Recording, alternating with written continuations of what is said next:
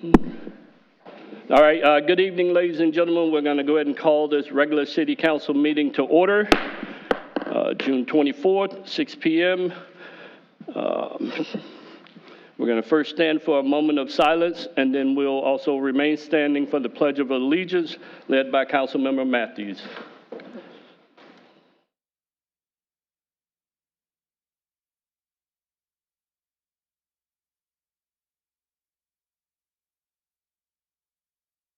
All right, thank you.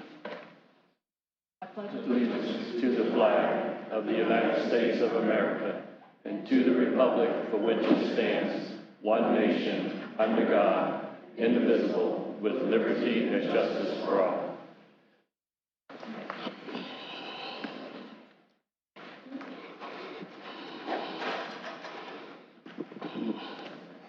All right, thank you so much. Madam Clerk, roll call. Mayor Jones? Here. Vice Mayor McPartland? Is he up? All right, we'll skip him for now and come back. Councilmember Nunn? Yes. Councilmember Matthews? Present. Councilmember Dodd? Here. Vice Mayor McPartland? All right, if he gets in, let us know. I see him on Zoom. I can't seem to get his mic working right yet. All right, that's fine. We're going to go ahead and move on to item 5, agenda modifications. Council, do we have any modifications? All right, hearing none, we'll move on to brief announcements. Councilmember Nunn, would you mind reading those for us, sir? Yes, sir. Saturday, July 4th is our annual 4th of July Freedom Festival. The parade begins at 8:30 a.m. Our Freedom Festival events begin at 10 a.m. at Riverview Park. Fireworks over the river at 9 p.m. That will do it. All right, thank you so much. So now we're going to move on to agenda item 7, Community Redevelopment Agency. We'll go ahead and recess the City Council meeting and convene the Community Redevelopment Agency. Who do we have? Okay. Lee?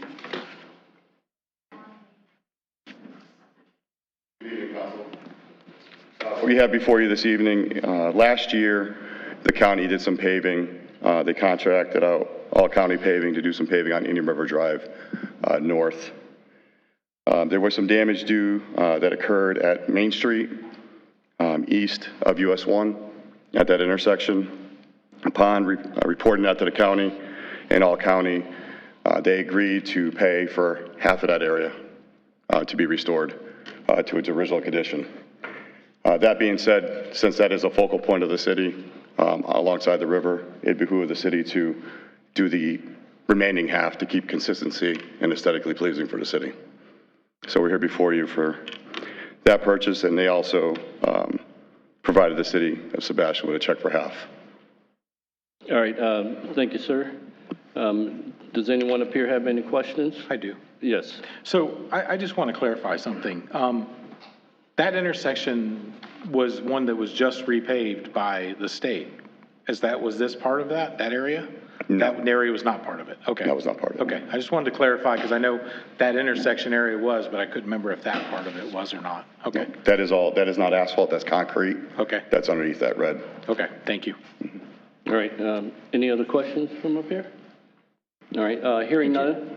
You had something? I just wanted to clarify, just if you would point it out just for the community that's watching, that what was actually the side that was damaged? So the highlighted side here was the damaged area, and that's what they're going to be compensating us for. Okay. And so that the other side we're making even, so that it looks... It'd be aesthetically pleasing, it'll refresh that whole area. Okay. All right, thank you so much for that. Is there anyone from the public who would like to speak on this? Anyone on Zoom? No one has raised their hand. All right, thank you. Public input is closed. Council, what's our pleasure? Mr. Mayor, I move approval of the contract with Adams Paving Company. Second. We have a motion and a second. Is there any other discussion? You know, I'm disappointed the county's not paying for all of this, considering they messed it up. I feel they should be, and I guess I know the city manager, when him and I talked about this, they were only willing to do a smaller portion to begin with, and he fought him on it and got it up to the 50%. So I guess thank you for doing that, but that's all. I'm just a little annoyed that they're not paying for the whole thing to fix it as they should, but you know, when you mess people's stuff up, it doesn't matter if it's us or if it's a citizen, you fix their stuff, but it is what it is. Well, Mr. Mayor, it's my understanding that they only messed up half of the Right. street. So the reason the city wants to do the whole thing is that it makes no sense to have something that's been on there for 5 or 6 years and then put half of it this year. You create an imbalanced maintenance thing and so forth. I asked the same questions, I think, to Councilmember Nunn did, because I had the same reaction he did. And to it, honestly, so. with the labor, it would Yeah. probably cost us more than the half just to do half of it anyways. Right. Because getting all the Yeah. stuff there to do it. But, all right, I appreciate it. Thank you. All right, thank you. Madam Clerk? Vice Chairman McPartlin apparently is back on. Bob, you there? Yes, and Okay, yes, I am. all right. Mr. Nunn? Yes. Ms. Matthews? Yes. Mr. Dodd? Yes. Chairman Jones? Yes. All right, thank you so much for that. We're going to recess the Community Redevelopment Agency and reconvene the City Council meeting. And we're at a portion of our agenda, ladies and gentlemen, where this is public input. And this portion of public input is public input on things or anything that's not on the current agenda. So things that are on the agenda, you'll have an opportunity to have public input. But this is for anything that's not on the current agenda. All right, seeing none in here, do we have anyone on Zoom? No one has raised their hand. All right, thank you. Public input is closed. Next agenda item is the consent agenda. Council, what would we like to do with the consent agenda? Mr. Mayor, I move approval of consent agenda item A and B. I'll second that. So we have a motion by Councilmember Dodd, second by Councilmember Matthews. Is there anyone? No, this is consent agenda. Any comment from council? No? No, sir. No money on this one? Yes, there is. Madam Clerk, roll call. Vice Mayor McPartlin? Yes, Councilmember Nunn? Yes. Councilmember Matthews? Yes. Councilmember Dodd? Yes. Mayor Jones? Yes. All right, move on to item 10, committee reports. We have to consider one appointee for the Natural Resources Board. How would we like to proceed with that? I'll make a motion to reappoint Daniel Brugan for another term. I would second that. Is there any other discussion on that? Hearing none, Madam Clerk? Councilmember Nunn? Yes. Councilmember Matthews? Yes. Councilmember Dodd? Yes. Mayor Jones? Yes. Vice Mayor McPartlin? yes, Motion carries. All right, these next 2, 4, 6, 8 items that we have, we're going to take them as one in a quasi-judicial proceeding. We will take on item 11, A and B. We will start on that. Who do we have, Mr. Attorney? Yes, sir. So what I'll do is I'll read both captions. All right. Then we'll have one public hearing, and then we'll go back and you'll have to entertain a motion and a vote for each one separately. Separately, right. But it'll just be one public hearing. It'll be more efficient. All right. But as you We're going to stated- open that hearing now, Yep. then. You may proceed. All right. Ordinance O-26-04, an ordinance of the City of Sebastian, Florida, approving a small-scale amendment to the future land use map, changing the land use designation from institutional to low-density residential with a maximum density of 5 dwelling units per acre for approximately 2.93 acres of property located north of Concha Drive, west of Ocean Cove Street, east and south of Horizon Terrace, providing for findings and implementing administrative actions, providing for conflicts, providing for severability, providing for correction of scrivener's errors, and providing for an effective date. And ordinance O-26-05, an ordinance of the City of Sebastian, Florida, approving a rezoning to change the zoning designation from public service to RS10 residential single family 10,000 square foot lot minimum for approximately 2.93 acres of property located off Concha Drive, west of Ocean Cove Street, east and south of Horizon Terrace, providing for findings and implementing administrative actions, providing for conflicts, providing for severability, providing for correction of Scrivener's errors, and providing for an effective date. All right, thank you so much for that, sir. Council members, do we have any ex parte communication? What do we have?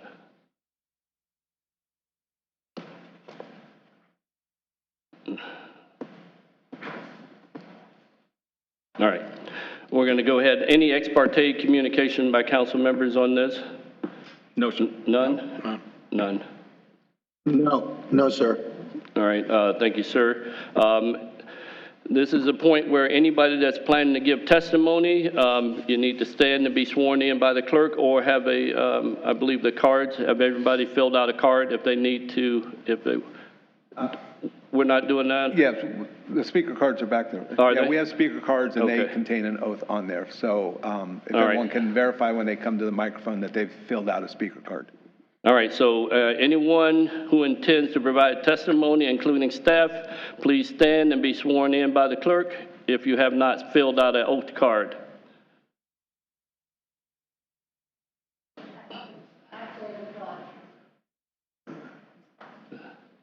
All right, we'll go ahead and move forward. We'll get them from them if they. They're in the card. Well, let me go ahead and swear All anyway. right. Okay, anyone who wants to speak on the next two items, including staff, if you could stand and raise your right hand. Do you solemnly swear or affirm the testimony you give will be the truth, the whole truth, and nothing but the truth, so help you God? Thank you. All right, thank you. All right, it's now time for the applicant or the agent to make your presentation, or we're going to go with staff first? I don't see them. No, the applicant, right? Yeah. Oh, she's presenting for him. Okay. Okay. Are you going to go? I'm sorry. No, go first. Go. No, you can go ahead. Okay. She used to be staff. Yeah. It used to be staff, correct. Can we get my presentation up on the screen? Oh, thank you. Is somebody starting it, or there it is? Here it comes. I see it there. Okay, thank you. Good evening.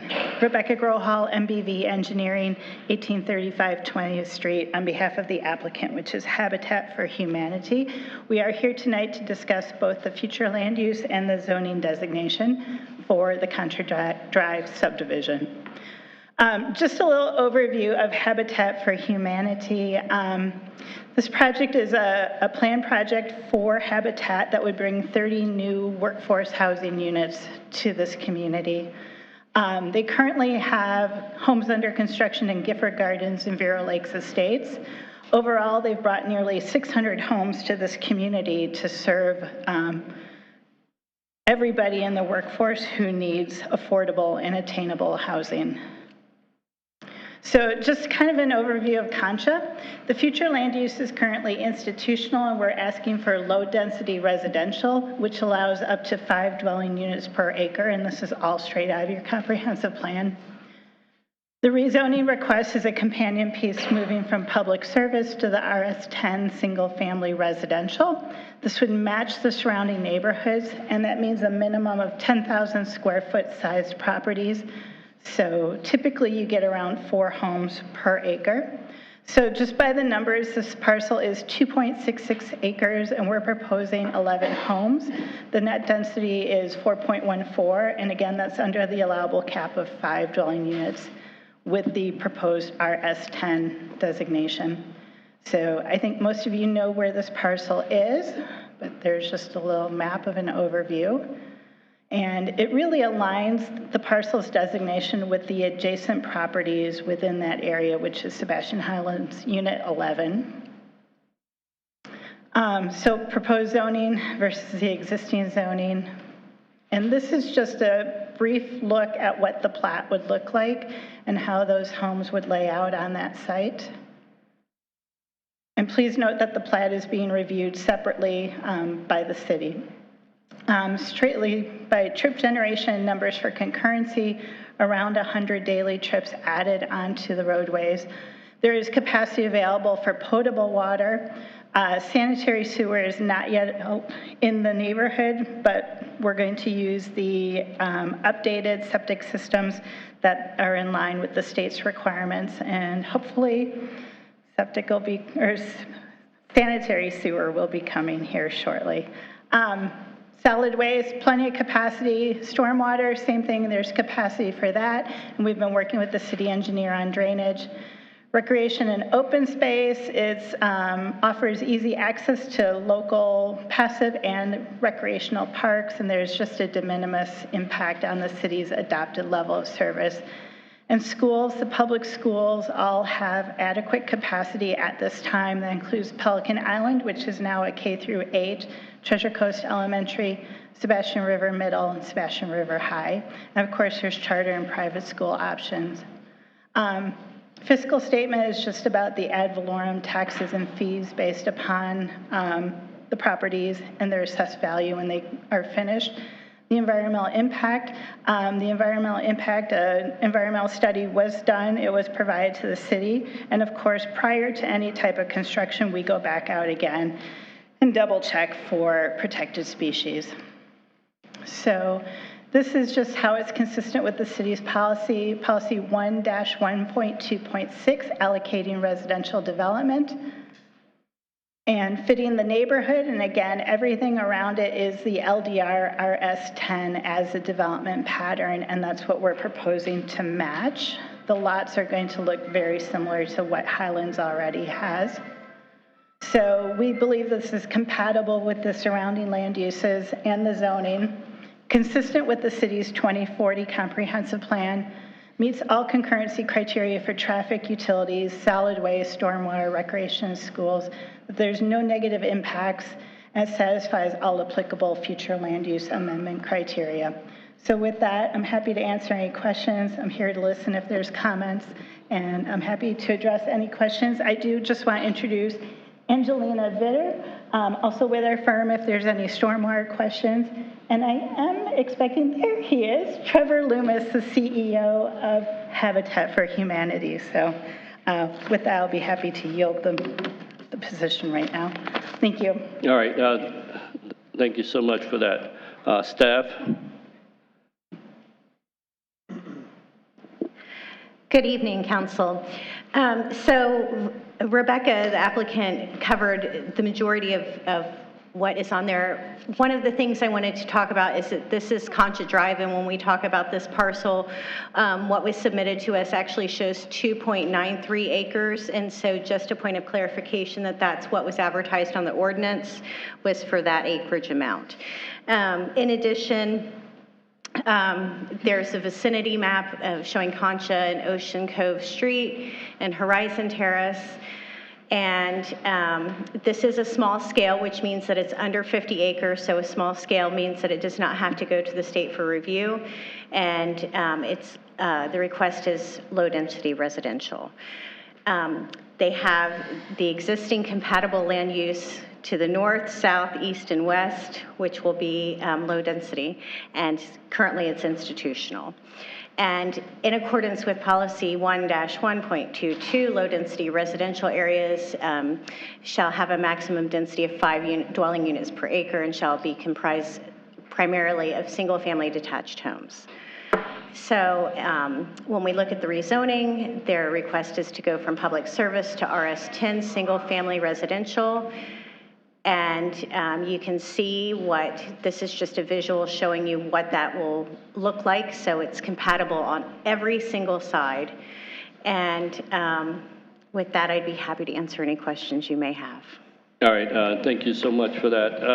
It's a part of my sheet where we ask the council, but I know it's our preference normally to wait till later after we hear from everybody, so we'll skip over that. And now we're gonna open the floor up to anyone in favor.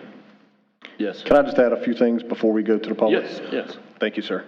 So I just want to clarify provide a little bit of input. So as you all know, City Council last year adopted the citywide strategic plan.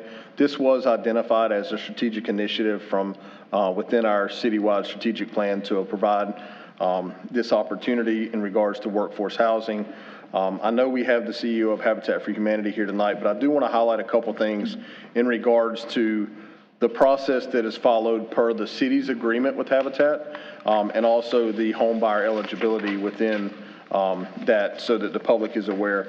So eligibility for Indian River Habitat for Humanity home ownership program is based on 3 criteria: a need for housing, a willingness to partner. So anyone who applies with Habitat has to complete 300 hours of sweat equity within their programs.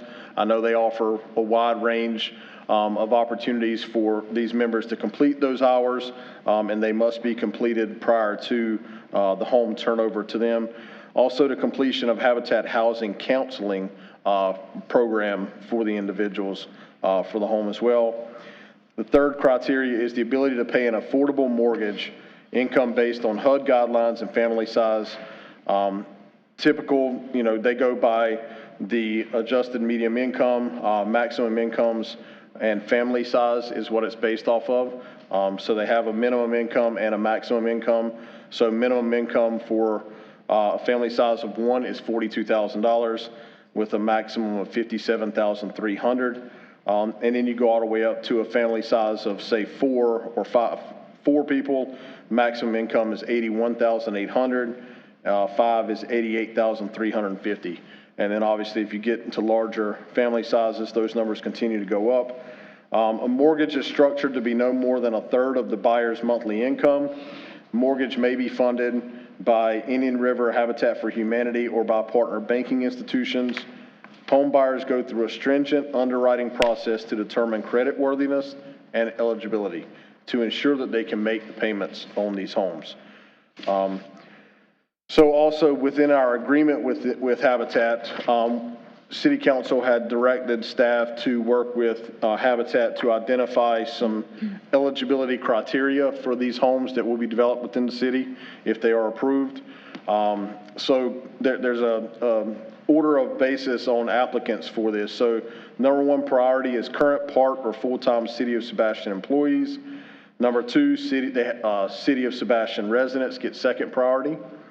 3rd priority is current public safety officers, law enforcement, or fire rescue paramedics employed by or residing in Indian River County. The 4th priority level is current public school teachers employed by or residing in Indian River County. And then the 5th criteria is Indian River County residents. So I just wanted to provide some of those details to the public as we go through this. And once again, just remind council that it was identified as a strategic priority to process this and continue to move forward in workforce housing. Thank you. All right.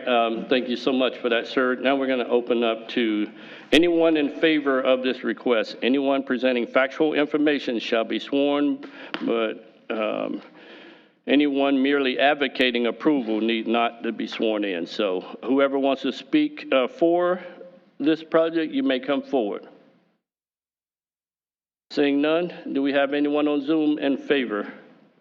No one has raised their hand. All right, thank you. We're going to move on to, we're going to open the floor up now to anyone opposing.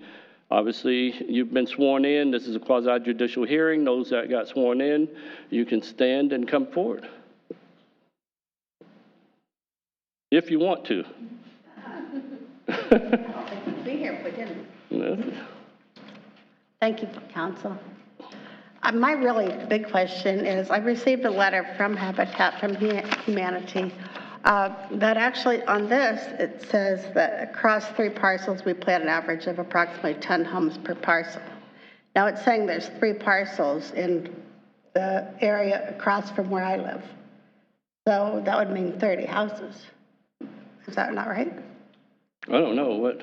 Have you seen this letter? No, you can go ahead and we'll answer those questions later, but what is your question again? We'll clearly state your question. Yeah, and so real quick, can you state your name and address I'm for sorry. the record? My name's Barbara Ponta. I'm at 746 Concha Drive, Sebastian, Florida. So to quickly answer your question at the direction of the mayor, the 3 parcels are 3 separate parcels within the city. They're not 3 parcels across from your property.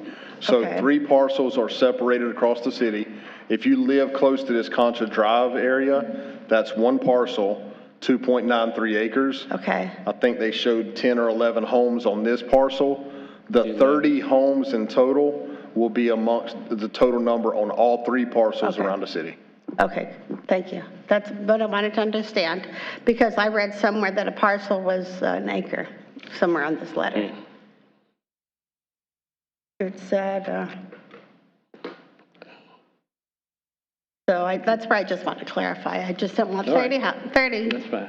you know, hey, I already ripped the Band-Aid off, so, you know, we can do with the 5 an acre or whatever, but, so that it would be 10 in that particular area.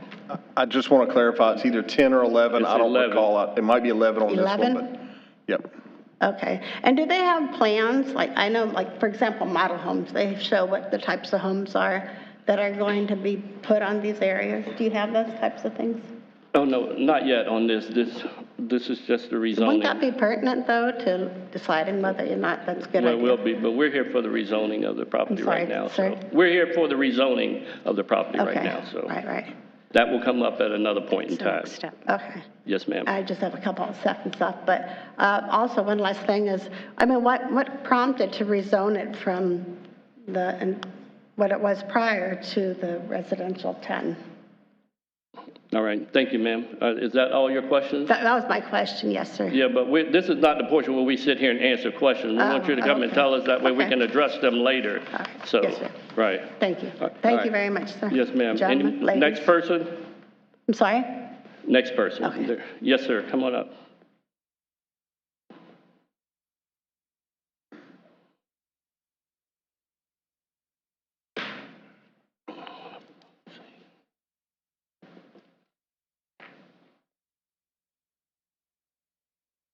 Good afternoon, council. My name is Joe Pagnotti. I live on 790 Tuxedo Terrace. I purchased my home 4 years ago. 790 Tuxedo was a brand new home. And I'll tell you, I used to be a FedEx carrier, and let me tell you something. I'm very familiar with Habitat for Humanity because my FedEx route was in Indiantown, and a part of Indiantown has a little section called Booker Park. Booker Park had about 30, 40, 50 Habitat for Humanity homes, and they were a disgrace after a year. I bought marginally, meaning I had very little to play with. My wife got cancer in December, stage 4 pancreatic. She no longer has pancreatic cancer, she has stage 4 liver cancer. I have a 422. I may or may not live there much longer, I don't know. I don't have a crystal ball. But I can tell you this much. If I bought almost high, and I have to sell because the neighborhood goes down like it did in Booker Park in Indiantown, I'm screwed. I'm sorry. I'm screwed. I worked 32 years at FedEx, and I busted my ass. I sweat in that truck, delivering left and right, picking up packages. Supposed to be air conditioned, and it wasn't. And now I'm going to lose money if I have to sell because I don't need a 422. I don't. So my concern is, I don't mind. Go ahead and build the homes because I think that's what's on the agenda anyway. I don't know. I'm not behind the scenes. No one knows what goes on behind closed doors. Charlie Pride or Charlie Rich sang that way back for those who can remember it. So I'll say this much. You can buy my property value decrease if you want to do that. I figure I'm going to be losing around 50 grand. If you guys want to ante up and pay me 50 grand, I'll stay and I'll shut up. In the meantime, I'm 67 and a half years old, and I still work because of inflation. Social Security goes up 2.5%. Inflation goes up 10%. Guess what? I'm in a minus deficit. And now that I'm my wife's caregiver, I had to leave my job, my part-time job at Walmart. I love it. I'm a cashier. I have a great time. But I am now not unemployed. I'm employed part-time. But I went out on family leave in December to take care of my wife, my sick wife, who just got terminated today because of they don't expect her to return to work. So now I got to find her benefits because she has chemo tomorrow, and I don't know if it's covered. All right, sir, your time This is is up. all. I'm sorry about your It's wife not. and all that. It's not, because I need. Well, your time is up. You're done. Does Please any of step you off. guys? Rick, come get, sir, we gave you your time. I'm not listening anymore. We gave you your time. Mr. Jones, I will be voting for you next election. We have a meeting to run, sir, and we have time restrictions, so thank you. Have a good evening.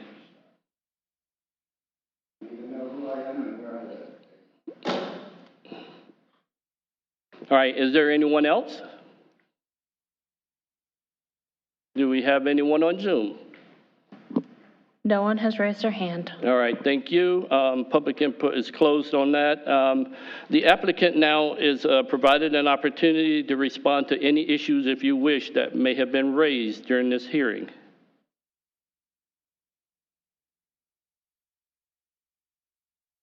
I have nothing further to add to my testimony. Thank you. All right, thank you so much, ma'am. Staff, do you have a summary or? I would just like to add that the request for future land use and rezoning was presented by the applicant, Habitat for Humanity. All right, thank you so much. Now, it's council, it's our deliberation time. How should we proceed? Mr. Mayor, may I address Yes. a couple things? Yes, you may. I'll address the first question from the nice lady. It had to be rezoned and from land use had to be changed because we can't build residential properties on institutional land. So therefore, since we gave this property to Habitat, it had to be the land use had to be changed and the zoning had to be changed to meet state requirements. So that was a legal requirement that had to be done. As far as the gentleman, I want to address that I saw some houses. I went and visited Habitat for Humanity houses out in VLE. I've looked at some of the ones in Gifford. And I can tell you from the key ceremony I went to recently and saw some of the older homes that Habitat that were out there. Very, very nice homes. They're not huge. They're not, no 3,000 square foot houses, but they're beautiful houses. They were very well taken care of. They will fit well in the neighborhood. I've been over in the Concha neighborhood, and on the backside of that property, there are some older houses back there. They will actually help improve the property value of those houses. I know what you mean when you say Indian Town. I've been there. There's some bad areas out there, and this is an Indian Town, and this is not that area. And the people I've met that have had Habitat houses here locally are all professionals and people living here that you deal with and work with every day. But I want to go ahead and make a motion to approve I guess we'll start with the land use designation. Go to 11. We're going to take them separately, 11A and then 11B. Yes, sir. Mr. Mayor. Yes. Second. Oh, there it is. Got a motion and a second. Yes, sir, Mr. Dodd. Okay, as Councilmember Nunn so graciously advised me this week, I fell down the rabbit hole on social media. And I've actually been looking at it, and it became relatively apparent to me that there's an awful lot of people out there who don't understand why we're where we are with this. They really don't have a comprehension as to what has transpired that got us to this point. And because of the legalities that are concerned, our staff is really stuck in this transactional mode. They have to do certain things in certain sequences in certain ways to make everything flow through the legal process. And most of the time that means that they can't spend a whole lot of time explaining to people why they're doing what they're doing because they're processing in that transactional mode. And I applaud them because I know they understand that. And I'm sure in my conversations with them, they've also expressed frustration in not being able to do that. So I want to go backwards a little bit before we vote on this, and this applies to all of these. For many years now, probably since I've been on the council in 2016, there's been conversations within the city about what we can do to facilitate workforce housing in Sebastian. There's a lot of conversations that's taking place all over the country about that. And I want to reframe this. We're not talking about what a lot of people think is affordable housing, which is Section 8 government funded or whatever. We're not talking about that. We're talking about housing that can be, that a workforce family, a police officer, a firefighter, someone who mixes your drinks at Captain Hiram's or serves your dishes at Captain Hiram's can afford to move into. The income limits that Habitat has are relatively generous when it comes to that. I mean, a family of 4 can make up to $81,000 a year, and quite frankly, I have a feeling that we probably, if we got down to nitty-gritty, would find that that satisfies a very vast majority of the people who live in Sebastian, making $81,000 a year, okay? And it was very important to the city council when we went through these processes and trying to understand what can we do. And everybody talked about all these fancy things. Well, let's see if we can do some interest rate reductions, or we can help with down payments, so we can do this kind of stuff. And believe me, if people just like this, they would go crazy if we talked about spending a lot of money out of our budget to do that, because we don't have that kind of money. I mean, we're not able to do those kind of things. And it turned out that dollar amount, you can have the property. So somebody, I don't know who it was, I've been told by one of my acquaintances that he was involved in it, but somebody went through and picked property in Sebastian in that list of what general development owned. And these parcels were all part of that property. They were always intended to be house lots. They weren't intended to be parks. They weren't intended to be natural preserves. They weren't intended to be anything except house lots, except general development went bankrupt. And they weren't platted as part of the process. And the city gained ownership of that. And so what was determined at I don't know, Brian, it may have been 4 years ago when we first started a conversation with Habitat on how to go about doing this. What was determined at that time was that there was an extremely good organization in Indian River County, and quite frankly, the Habitat in Indian River County is, and I'll address the gentleman who talked about Indiantown, they're probably much better than the Habitat group. I don't want to talk bad about anybody that's in Habitat, but the people in Indian River County do a really good job in the property that they develop. They do a good job in that. So our potential solution was to begin conversations with Habitat on how we could foster them building some property, building some residences in the city, and that those residences could then be made available to working people who live in this city or in this area. And basically what we did is we identified property. The city went through the property and identified it and proposed to Habitat this property in exchange for building the houses on it. They were very receptive and worked very well with the city on this process. That's how we got to where we are. This isn't something that's brand new that just happened this last year. It is something that just came up as far as the processing, the transaction process is concerned, that just came up this year. So the reason we're here is not because Habitat wants to build houses that are going to be dilapidated or be a problem. The reason we're here is that Habitat does a very good job of building houses that fit within the workforce housing process and assisting people who, quite frankly, are residents of Sebastian already but have a hard time paying their rent, assisting people in purchasing property. Interesting article I read this last week is that all of a sudden, for the first time in many years, the concept of buying versus renting is more popular. More people are being surveyed who want to buy a piece of property rather than rent a piece of property. And this is a way for people to get out of that rent doldrum and get into the home purchasing thing, which creates generational wealth, it creates stability, it creates everything for the families.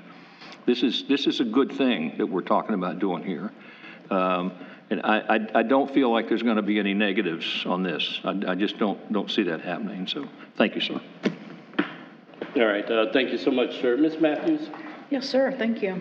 Good. One of the things that I wanted to bring up is what to make sure that on this LDR that it's 5 units per acre, but the requirement on this is 10,000 square feet. The landscape of Sebastian has been 4 units per acre for years, and we're maintaining that landscape. So we're not changing the direction or the flow of the city of Sebastian. What we're doing is bringing in an opportunity for teachers, for medical, for law enforcement, for fire. I would love to have that as my neighbor. I think this is a great opportunity to bring in attainable housing that we if you watch in the structure and you read what Habitat for Humanity requires, it requires a lot more than what you and I had to put forth to get into a home.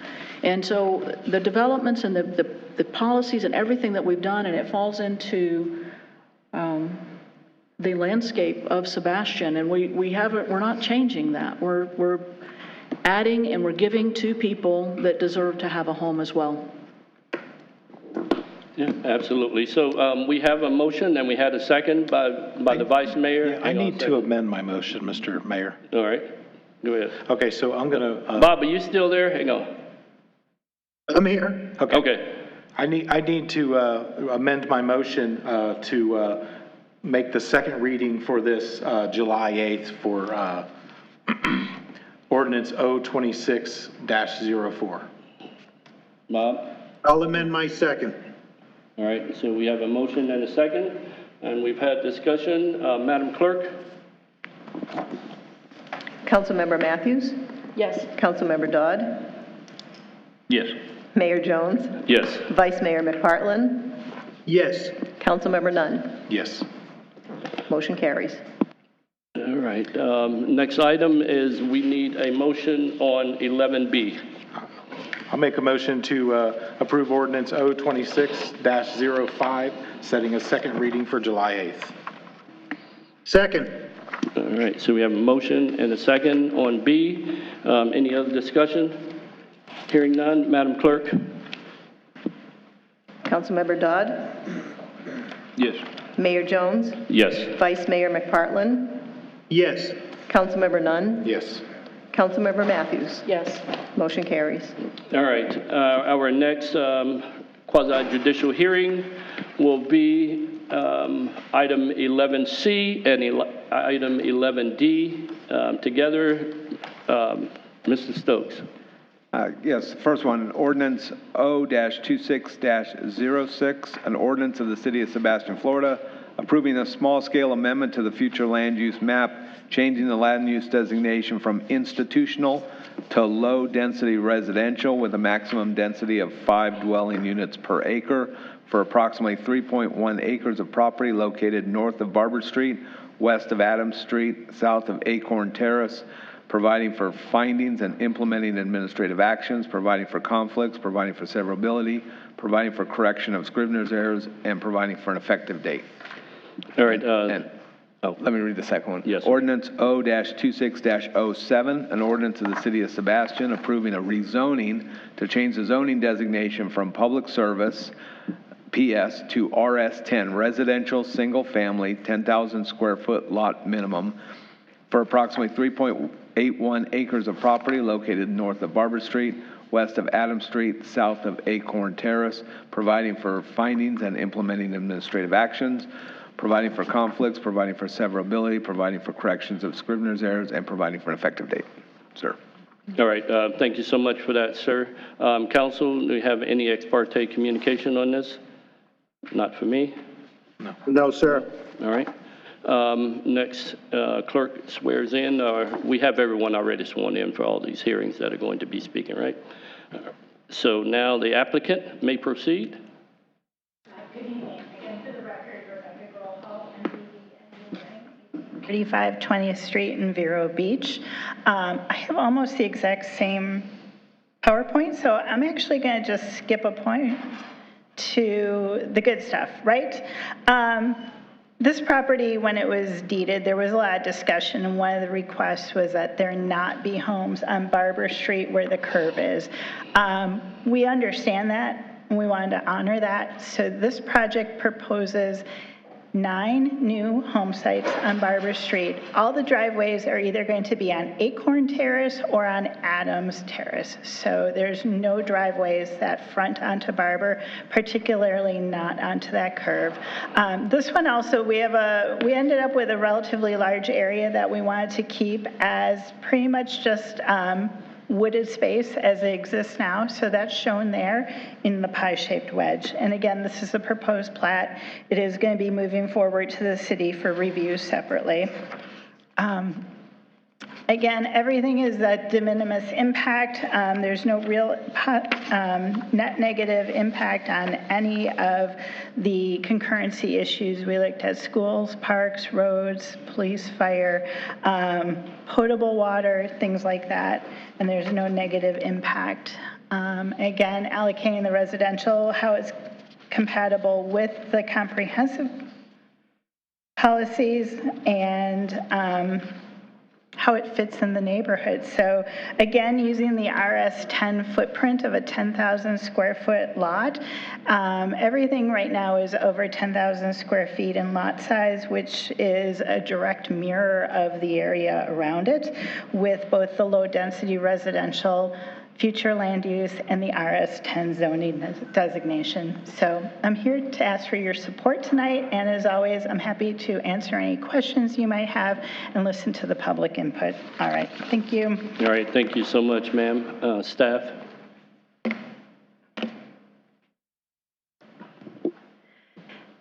So this is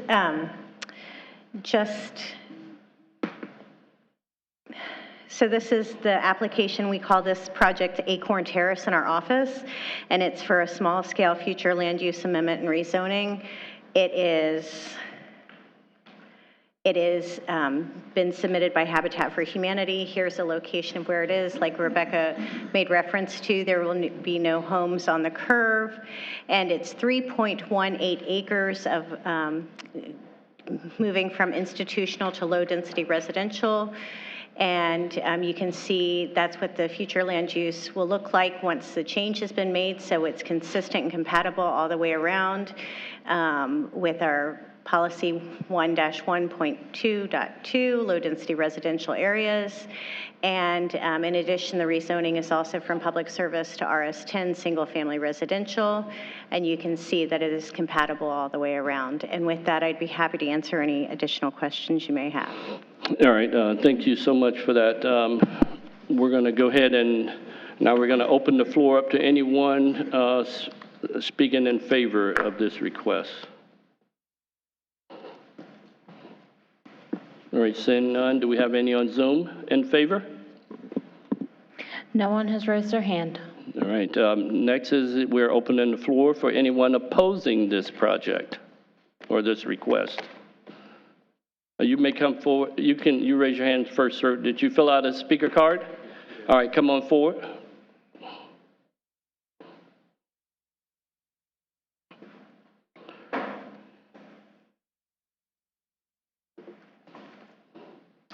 Yes, good afternoon, everyone, or good evening. My name is Mark Cardwell, and I live at 1658 Adams Street. And 15 years ago,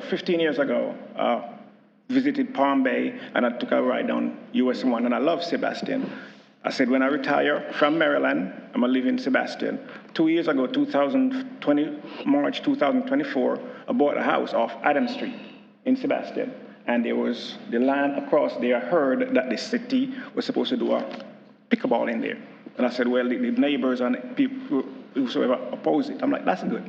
Now I heard that they're gonna put, they're saying Habitat is not doing Section 8. Yeah, that's their prerogative. That's what they do. But from what I heard and understand, like the gentleman said, once Habitat for Humanity comes in, it might as well do it Section 8 and low income. But that's on you guys. My question to gentleman, the lady, do Habitat... Sir, all your stuff, everything is directed to the chair, please. That's fine. We will ask any questions for you. We will help you, don't worry. First time being into City Hall. Okay, you can put your hands down. Just proceed, please. First time being into City Hall. My question is, does Habitat ever, or the city ever go to the resident and said, listen, we want to get rid of this plot, or you guys willing to buy the land or a plot from it? Did that ever happen? I don't know. Right, okay. Like I said, I just moved here 2 years ago. Those Habitat is willing to, instead of building house, sell plots. I work in Indian River County. I work for the county. And they said they build house for city employees or county employees, or they're willing to sell plots to the same.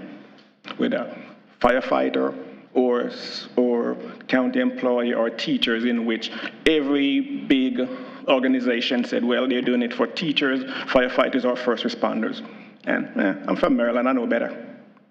But anyway, does the city offer the resident in that neighborhood a chance to buy the plot? Does Habitat for Humanity ever gonna open the offer for the same for a plot, not a house, to buy a piece of the plot? That's my question. All right, thank you, sir. Thank you. Yes, Thank sir. you all. Thank you very much. Is And, there any? they're gonna respond to me by. Is there anyone else? Yes, sir. May I ask a question for clarity, please? Sir, if you want to speak, you have to come forward.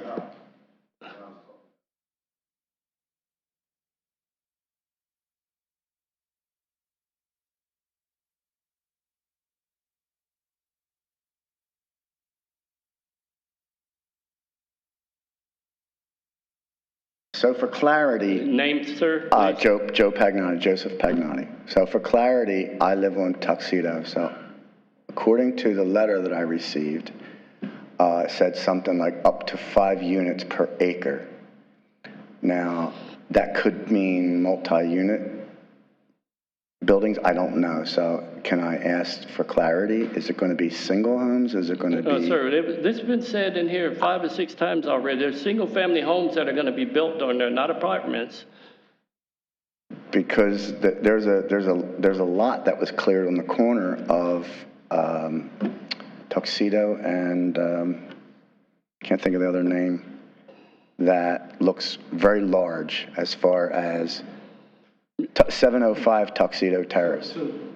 And that looks very large. I'll answer your question very simply. Okay. They're going to put 10 or 11 houses on that entire piece of property. So all single-family homes. Okay, including Surrey, because the There's plot. one piece of property. Right. That's 2.93 acres. Total, right? They're going to put 10 or 11 houses on that, 10 across, back to back, and maybe one on the end. They didn't decide that yet because they haven't finished that, but that'll be the maximum houses on that piece. That sounds like multi-unit family. No, those are single-family homes, just like your house. They are? 100%. Same size lot as you have on your Because they're house. quarter-acre lots, right? Yes. So, All right, sir, hang on just a second. No, I'm just Mr. trying to Benton. do the math. Yeah, but I hear you, but you're not listening to us, and it's been said in here many times tonight, what is going on that property already, that piece, and now we've moved on to a second piece of property that's 3.81 acres, that's gonna have 9 homes on that, and that's the project that's before us right now. Okay. Just ask for clarity. That's all I ask for. Right, all right. Are you good now? Yeah. All right, thank you. Mr. Benton, did you have something? Yeah, I just want to clarify for the gentleman. He's referencing Tuxedo. We have not seen that conceptual plat yet from it'll be the next set. So when they show that on the next one, I would just ask the applicant if you could make sure to leave that up there for us a little bit longer so he can see the conceptual plat for the Tuxedo Terrace property so you can see how the lot lines show up. Absolutely. All right, thank you. Is there anyone else that want to speak on this? Anyone on Zoom? All right. No one has raised their hand. Okay, thank you so much. The applicant, now you're providing an opportunity to answer some of those questions that have been brought forward. Good evening. I just want to clarify on record that these are single-family homes. This is not a multifamily project. All right, thank you so much. Staff, do you have anything final? Nothing further to add. All right, thank you. Council, is now our time to deliberate or make a motion. Mr. Mayor, I'll make a motion to approve ordinance 026-06, setting a second reading for July 8th. Second? Second. Okay, well, Vice Mayor got a second on that? Yes. Vice Mayor, Mr. Mayor, yes, sir. when you're ready, let me comment. All right, yes. Okay, just for anyone who's looking at this, there is not going to be any ingress or egress onto Barber Street from this piece of property. So you won't have, bring the map up. You won't have driveways dropping out onto that main road. They're going to be on the 2 side streets. Right. So I think we talked about that when we did this, the first reading on this. I just want to make sure because it appears.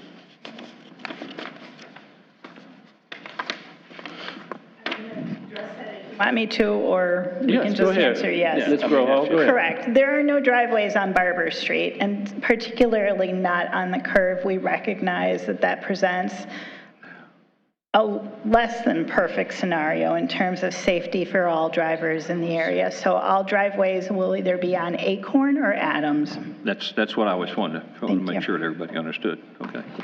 All right. And also, just to, because the one gentleman asked the question, this is not a speculative thing. There is no intent on the city's part or Habitat's part to sell plots of land. They're going to build houses for people who fall within their category. They're not going to sell lots to individuals.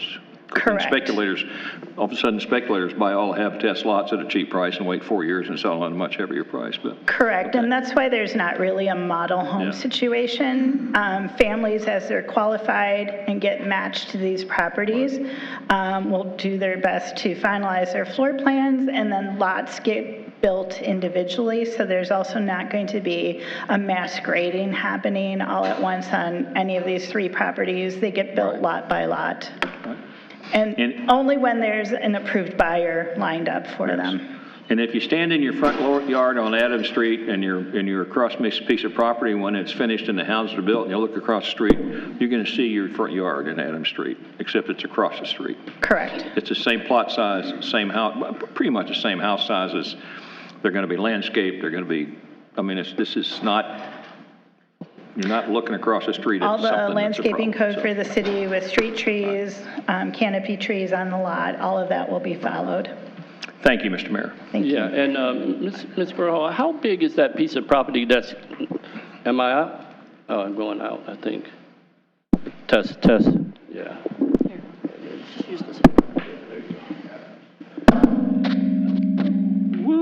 How large is that piece of property that's going to be left over on that Barber Street side? Is it, I mean, do you know what the acreage is? It's going to be left wooded. It's wooded, with the 9 homes around and it's a little bit it. more than 1 acre, I believe. Yeah, I don't know offhand, I'm sorry. That's fine. But I can look and get the answer for you. Yeah, that's fine. I was just looking at it, showing that, you know, we're going to have homes in there too, but there's also now, it's still going to be a wooded area. A piece of that is going to remain wooded and all of that. So I think that may have went past some people in here that we're also going to be saving some trees and some other things over there as well. So, Okay, all right. Mr. Mayor, one more thing. Councilmember Nunn, would you modify your motion on 02607 to set the second reading date on July 8? I did. Oh, did you? I didn't hear you do that. I'm sorry. And I just wanted to clarify one more thing that, again, is that, yes, the LDR is 5 units per acre. Up to 5 units, and I think that's an important word. And the requirements of this is 10,000 square feet per lot, which is 0.23, which is a quarter. So it's going to be 4 units according to what your requirements are. It will be. An acre, just in terms of numbers, square feet is 43,560 square feet. When you divide out 10,000 square foot lots, that leaves you at 4 with a fractional number. And so you round down because you can't build a quarter of a house. Sure. So, right. So just for that clarification, it still follows the landscape of the community and how we've designed this from get-go, from the very beginning. Correct. Okay. Thank you. All right, thank you so much for that. Any other discussion on that? I do want to say one last thing for this piece of property specifically. That was one of my agreement points for this property, was not having driveways on Barber. So thank you for making that happen, because I never wanted to see people trying to back out on that curve. That would have been awful. So thank you. You're welcome. I think that is a dangerous situation, so we agree with that, and we designed around it. Thank you. And the second reading is for? July 8th. July 8th. All right, Madam Clerk? Mayor Jones? Yes. Vice Mayor McPartlin? Yes. Councilmember Nunn? Yes. Councilmember Matthews? Yes. Councilmember Dodd? Yes. Motion carries. All right, and now we're on to D. We have a motion for D. Yeah, I'll make a motion to approve ordinance -026-07 and set a second reading for July 8th. Second. Second. So we have a motion and a second. Any other discussion? Hearing none, Madam Clerk? Vice Mayor McPartlin? Yes. Councilmember Nunn? Yes. Councilmember Matthews? Yes. Councilmember Dodd? Yes. Mayor Jones? Yes. Motion carries. All right, thank you. We're going to move on into another quasi-judicial hearing, and this is item 11E. Mr. Stokes. Thank you. This ordinance O-26-08, an ordinance of the City of Sebastian, Florida, approving a small-scale amendment to the future land use map, changing the land use map designation from institutional to low-density residential with a maximum density of 5 dwelling units per acre for approximately 2.49 acres of property located north of Tuxedo Terrace, east of Clearmont Street, and south of Surrey Terrace, west of Persian Lane, providing for findings and implementing administrative actions, providing for conflicts, providing for severability, providing for correction of scrivener's errors, and providing for an effective date. And ordinance O-26-09, an ordinance of the City of Sebastian, Florida, approving a rezoning to change the zoning designation from Public Service, PS, to RS10, residential single-family, 10,000 square foot lot minimum, for approximately 2.49 acres of property located north of Tuxedo Terrace, east of Clearmont Street, and south of Surrey Terrace, west of Persian Lane, providing for findings and implementing administrative actions, providing for conflicts, providing for severability, providing for correction of scrivener's errors, and providing for an effective date. Sir. All right, thank you so much, sir. Council members, we have any ex parte communication on this? No, sir. None? Not No, for me? sir. All right, thank you.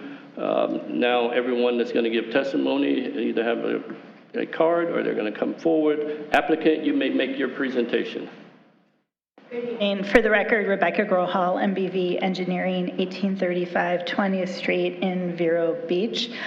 Tonight we're here to discuss the future land use and rezoning for the property we refer to as Tuxedo Terrace. And I, just like the last presentation, I'm going to skip ahead to I think the thing that everybody wants to know. So again, utilizing the predominant development pattern in the City of Sebastian. This is Highlands Unit 10. It is the low-density residential future land use with the RS10 zoning designation, meaning a minimum of 10,000 square foot per lot. We've designed a site with 10 lots. The driveways will be on Tuxedo as well as Surrey. There are not any driveways on the cross street to the east side. So it's really just same type of development as what you have on either side of the street. And with that in mind, we've shown a de minimis impact, how it meets and is consistent with city policy and the comprehensive plan, fitting the neighborhood. All parcels in the adjacent area carry that same residential zoning and the same future land use. We believe this property is compatible with surrounding land uses and zoning throughout the Sebastian Highlands, consistent with the city's 2040 comprehensive plan, including meeting its affordable workforce housing goals. And I think you heard the city manager talk tonight about how the city's goals for this coming fiscal year are to help achieve attainable housing. It meets all concurrency criteria for traffic, utilities, solid waste, stormwater, recreation, and schools. There's no negative impacts on the environmental quality, and it satisfies all applicable future land use map amendment criteria. So with that tonight, I'm here to ask for your support. I'd be happy to answer any questions the board might have and to hear input from the neighborhood. Thank you. All right, thank you so much for that, ma'am. Staff? Good evening. So this is the third and final parcel for the Habitat applications, and this is on Tuxedo Terrace, and it's approximately 2.49 acres of, the request is going from institutional to low-density residential. Low-density residential surrounds the properties on all sides, and the requested zoning is to go from public service to RS10 single-family residential, and it's consistent with our comprehensive plan. And with that, I'd be happy to answer any questions that you may have. All right, thank you so much. We're now going to open the floor up for anyone in favor of this request. Seeing none in the room, do we have any on Zoom? Oh. No one has raised their hand. All right, thank you so much. Now next is for anyone opposing this item. Anyone opposing in the chambers?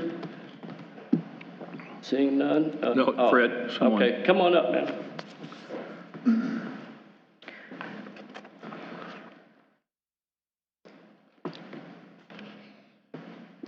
Good evening. I'm Veronica Landau. I'm at 1150 Claremont Street. I understand the change from institutional to residential still technically means there could be buildings no matter what.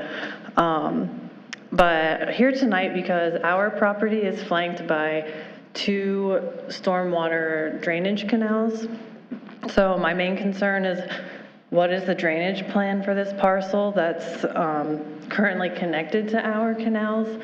On the plan that was shown earlier, didn't see like any stormwater right away. So our concern is that then all of the new impervious surfaces of the driveways and the roofs and whatever will all go into the road, and all of that comes into the stormwater canal that flanks our property.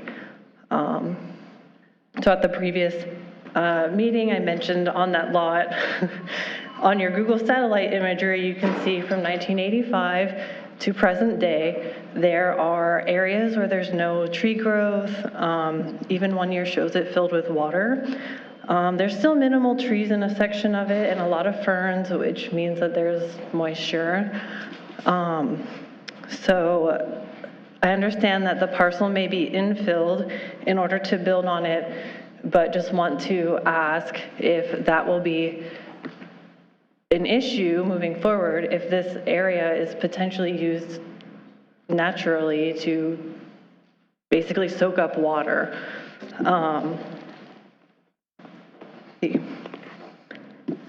Yeah, so that's my main concern. 10 additional homes will increase the runoff. So I just ask that the drainage plan be considered heavily before moving forward. I appreciate that MBV brought a drainage person here tonight. And I also appreciate the explanation of that y'all aren't gonna just bulldoze everything all at once and do it one at a time, because that was also a concern of ours. So thank you. All right, thank you so much, Mr. Mayor, ma'am. can I ask her a question? Ma'am? Yeah. Ma'am? Ma'am? Can you come back up for a second? I want to ask a question if I can. Are you concerned about the drainage? I brought your house up and I can see it, so it helps me when I look at this.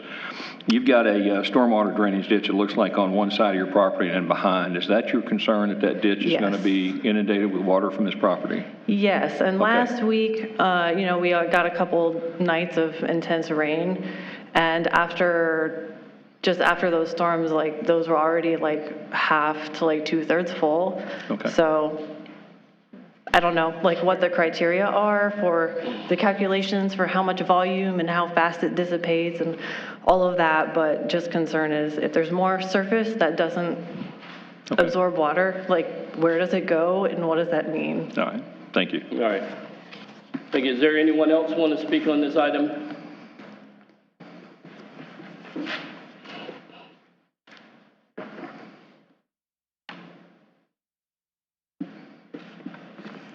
Good evening. My name is Matthew Landau. I also live at 1150 Claremont Street.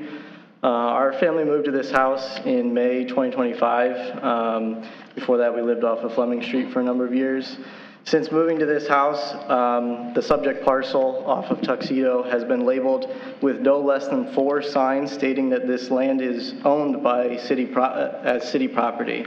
Today, those signs are still up saying it is city property, no trespassing. Yet the land was transferred to Habitat for Humanity in 2024. I'm not sure if a notice was ever sent out to the neighbors of the surrounding property when it was transferred ownership. But for anyone moving to the area, there's obvious confusion about what this land is to be used for, development or for city use. As I brought up at the May 7th Planning and Zoning meeting, MBV Engineering states in their parcel analysis, this site conforms to the comprehensive plan based on being infill. According to the comprehensive plan acronyms and definitions, infill is defined as development which occurs on scattered vacant lots in a developed area. Development is not considered infill if it occurs on parcels exceeding 1/2 acre or more. All of these parcels exceed 1/2 acre. One could argue once divided into lots, it's no longer scattered and grouped more like a development. At the May 7th meeting, when the zoning board was questioned about the definition of infill, no one could answer. However, they simply said everything is per the comprehensive plan, basically saying trust us.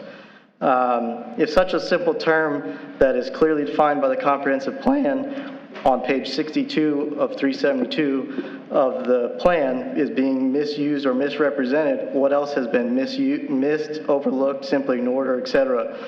The MBV parcel analysis included in tonight's agenda notes still says infill, yet there's been no consideration to evaluate that statement. The comprehensive plan policy 3-1.2.4 allows for expedited permitting of affordable housing. Although this is allowed, we should not allow shortcuts when expediting the process for affordable housing. The comprehensive plan vacant land analysis states Sebastian is reaching full build out. There are plans to annex up to 2,000 acres and set aside up to 10% of affordable housing. Do we need a race towards full build out in our current boundary? The growth numbers for the comprehensive plan are based on 2020 data. Has any consideration been given that this was skewed because of COVID transplants? There's a lot of schools that have been closed or going to be consolidated because there's less families in the area. Thank you for your time. All right, thank you so much for that, sir. Anyone else? All right, public input is closed. We had no one on Zoom, is that correct? I think you told me. No one is on Zoom. All right, public input is closed. Applicant, you get the opportunity to respond to anything that you've heard. In particular, the stormwater, address that question. Stormwater is everybody's favorite topic, right? Without a doubt, and Angie here is our subject matter expert. And I'll be happy to give the microphone over to you. Do you want to talk about pre and post analysis, or where do you want to pick it up? Okay, all right. Hi, Angie Vitter with MBV Engineering, 1835 20th Avenue, professional engineer. I have analyzed the drainage in the area, reviewing the City of Sebastian Master Stormwater Management Plan. And this area included 35% impervious area for the sub-basin that this parcel is in for Tuxedo, for the Tuxedo Terrace subdivision that we are looking at. And right now we currently have, let me open up my report. We have 27.4% impervious surface in that sub-basin. And maybe I can show you that sub-basin since we have the,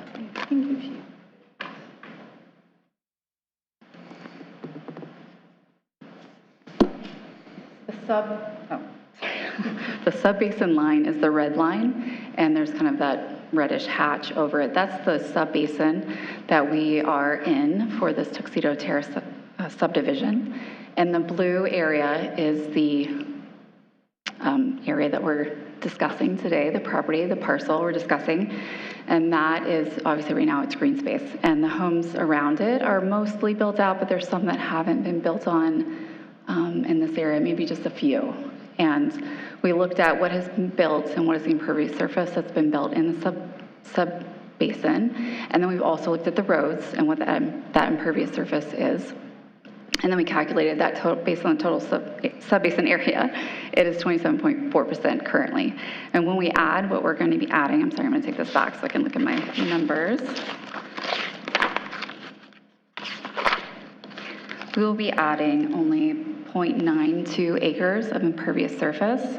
That will bring it to 32.7, I lost it. We just lost microphone. Sorry. Try again. Oh, here it is. We're going to bring that number to 32.7% And once we've developed all the lots, and as we mentioned before, they're not going to be developed all the way, all at once. But once it's fully, it'll be 32.7. That still leaves us, 3 point something left to develop upon, but it still meets the requirements of the Stormwater Master Plan. And I think she had a specific question on how the drainage will be handled.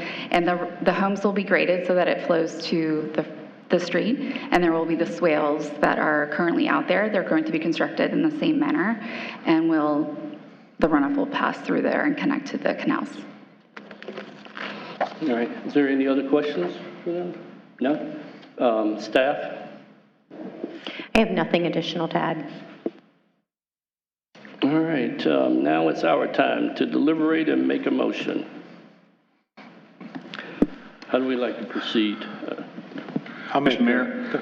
Yeah. Go ahead, Chris. I was going to make a motion. Let me go ahead. That's fine. I can make my comment after you do your motion. Okay. I'll make a motion to approve ordinance 26-08 and set a second reading for July 8th. Second. July. All right, Mr. Dodd. Yes, sir. I just want to reiterate that I thoroughly understand the issues with stormwater. We have a lot of stormwater issues.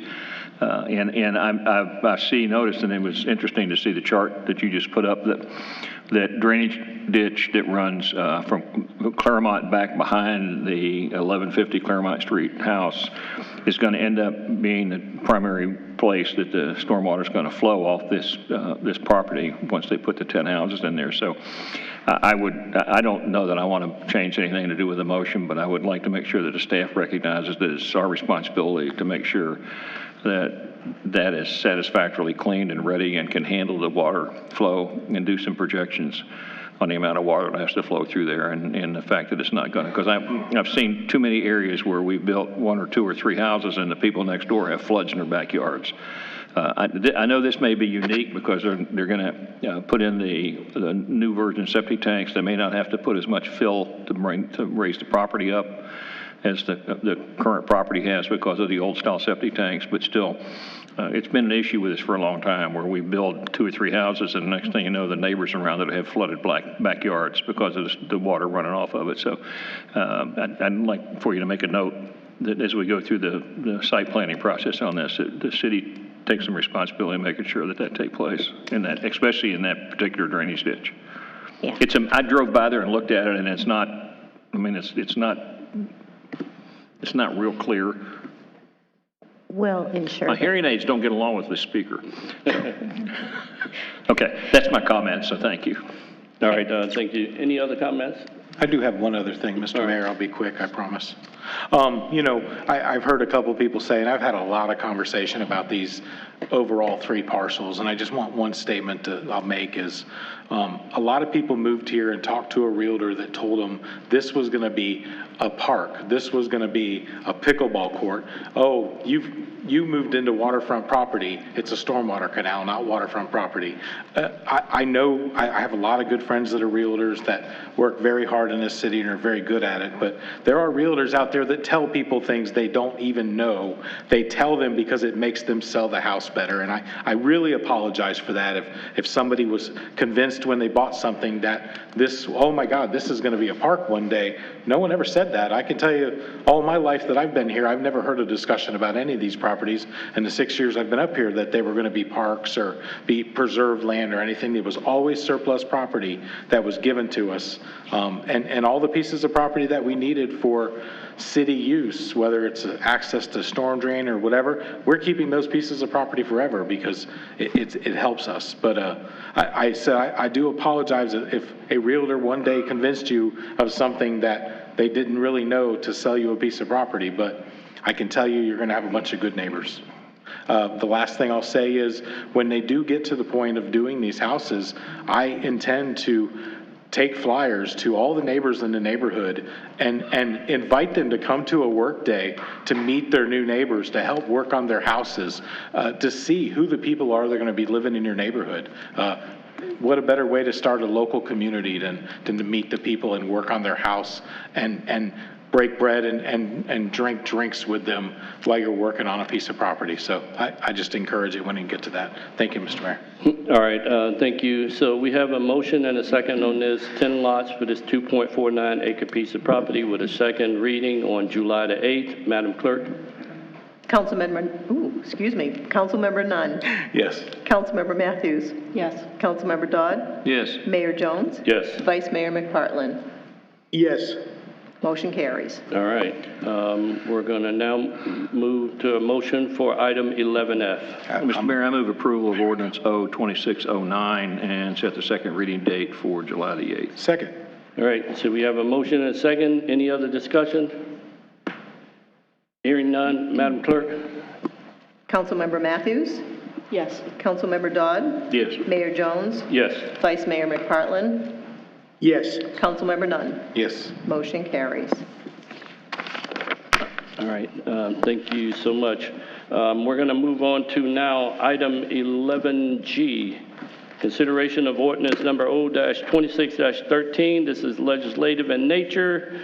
First reading. Who do we have? Jim? Mr. Mann?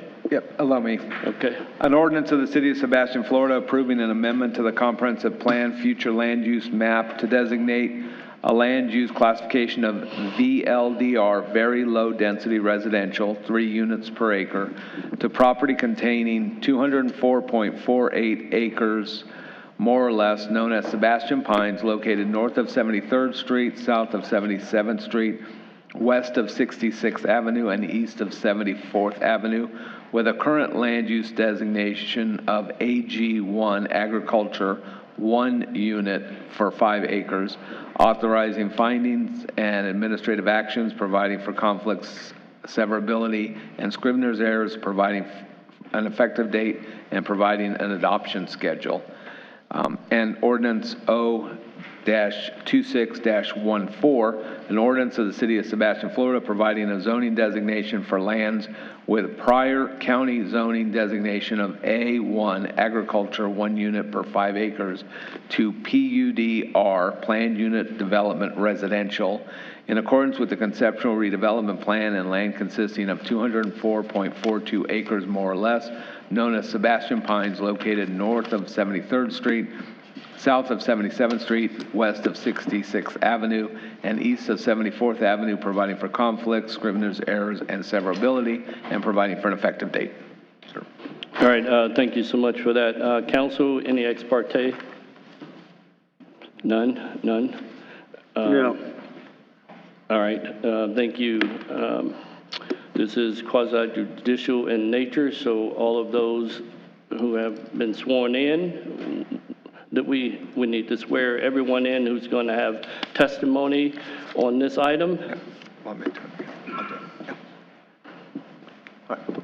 Staff and anybody who wants to speak on this item, you raise your right hand. You solemnly swear or affirm the testimony you give will be the truth, the whole truth, and nothing but the truth, so help you God. Thank you. All right, thank you so much for that, Mr. Stokes. Staff, here we go.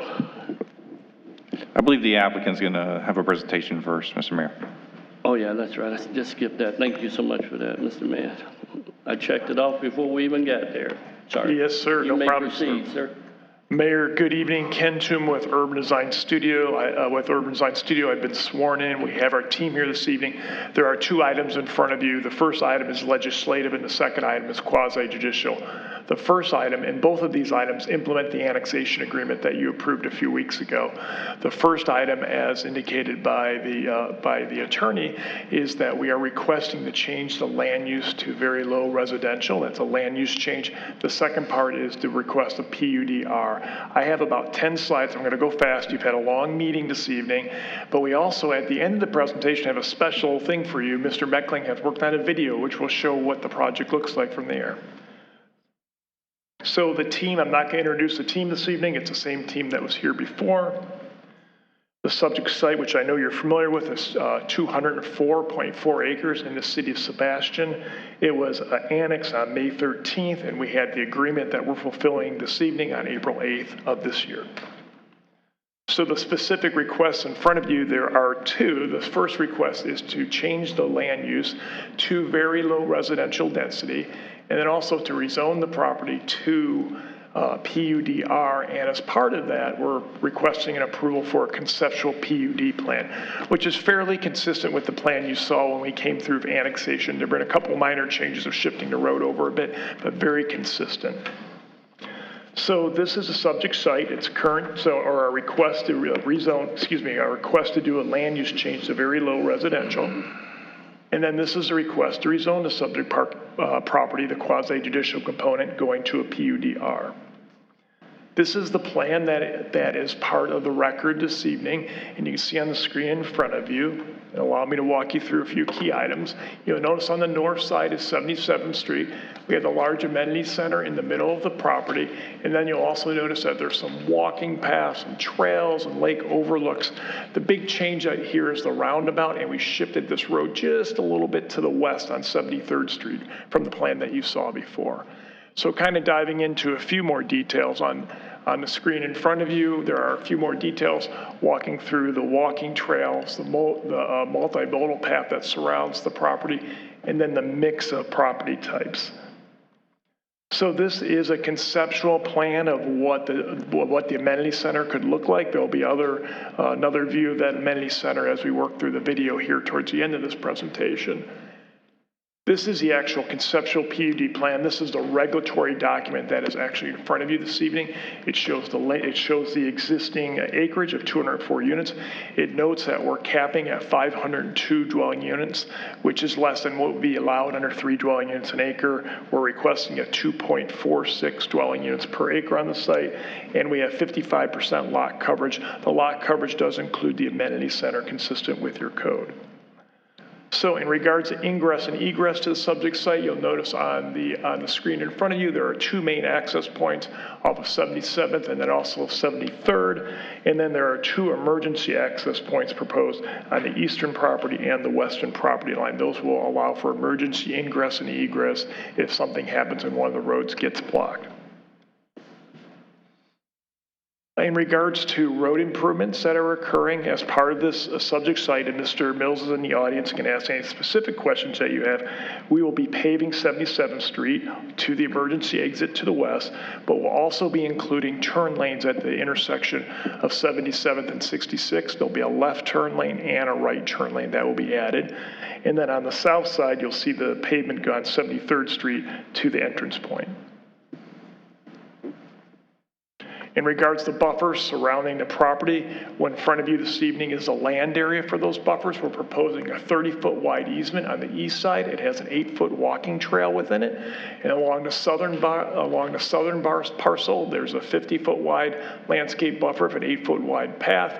Along the west side is a 30-foot buffer adjacent to the Graves property, and to the north is a 50-foot buffer. Those buffers on the screen in front of you identify a slight berm and where the path could go. That berm is 2 to 3 feet. We're proposing a significant amount of landscaping. That landscaping will come before you as we come in for the individual PDs.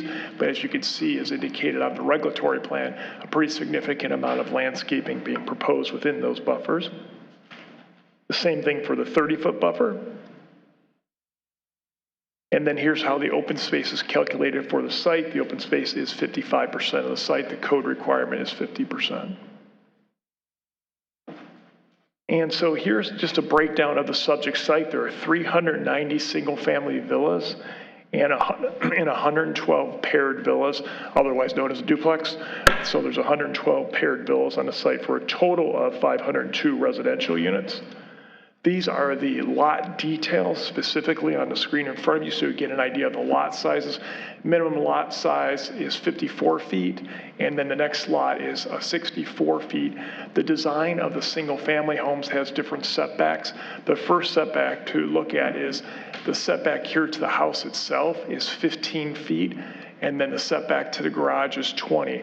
That's only if you have a garage that is pushed back 5 feet, then you can have a 5-foot encroachment into that 15 feet. Therefore, the road, it creates a nice little offset so a porch can come out front and the driveway in the back. And so the design looks really nice on that. On the right-hand side is the paired villas. That identifies the setback of 20 feet. The minimum lot size is 37 feet for each individual villa. And by the way, all the setbacks, side setbacks on the entire project are 7 feet on both sides. So that means a minimum of 14 feet wall to wall. So here are the setbacks in words, just what I just went over. And then here are some conceptual designs that are being proposed, working through the project. Again, this will come back in front of you as part of the PD process. Our traffic engineers is in the audience. We do meet all the requirements for transportation. We are constructing a westbound left turn lane at the main entry. Also, there will be a eastbound left turn lane and a southbound right turn lane at the intersection of 77 and 66. And Mr. Collins indicated was unfortunately not able to be here. I think he's listening in on Zoom this evening. We have the whole rest of our team here. We also have a quick video, if we can zoom that up. Oh, sorry, sir.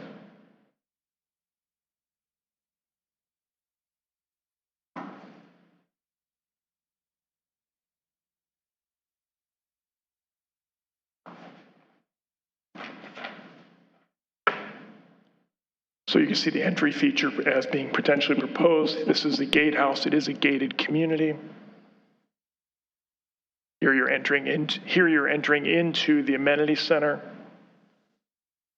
Again, these are conceptual in nature. We'll work through all the details. We have a really nice pool plan for the area, significant landscape with a gazebo area.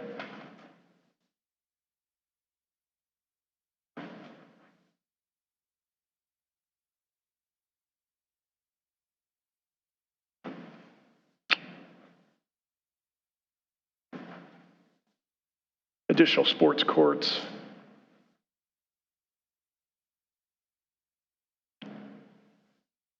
Outdoor area. And then the next the slide shows about another 30 seconds. We'll walk through some of the housing product identified on the street, give you an idea of the street trees and the quality of construction that's being proposed at this point.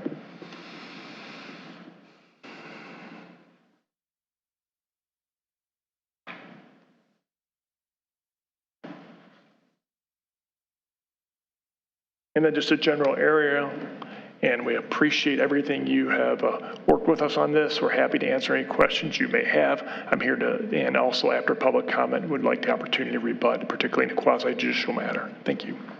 Right, can you pull back up the map of the layout of it? Because you had pointed out on the east side, there was emergency exits on the ingress and egress. Show me where that is, because I mean, the smaller map that I'm looking at right now, I can't see it, so. Yes, sir, thank you.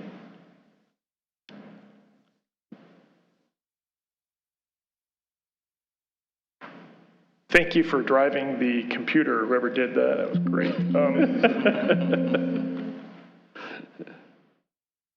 Right, there you go. Yes, sir. Next, yes.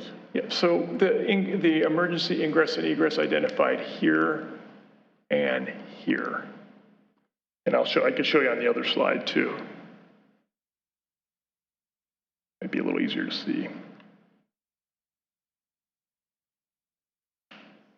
The purpose of that is to provide just an additional way out of the community or into the community, for example, if one of the entry points gets blocked. We hope that it's never used. And you're paving 77th down to the emergency access point? Yes, sir. Yes, okay. All right, yeah, I see, because I thought it was directly on the east side, but it's on the north side, but on the east side of the Yes, sir, the north, I should have said okay. northeast, yes, sir. That was my confusion, okay, thanks. Yeah, of course. All right, staff, do you have a presentation? Your I do, Mr. analysis, Mayor. please. I'm trying to make this one a little quick, because it's kind of just reiterating some of the information that Mr. Tuma was expressing in his presentation.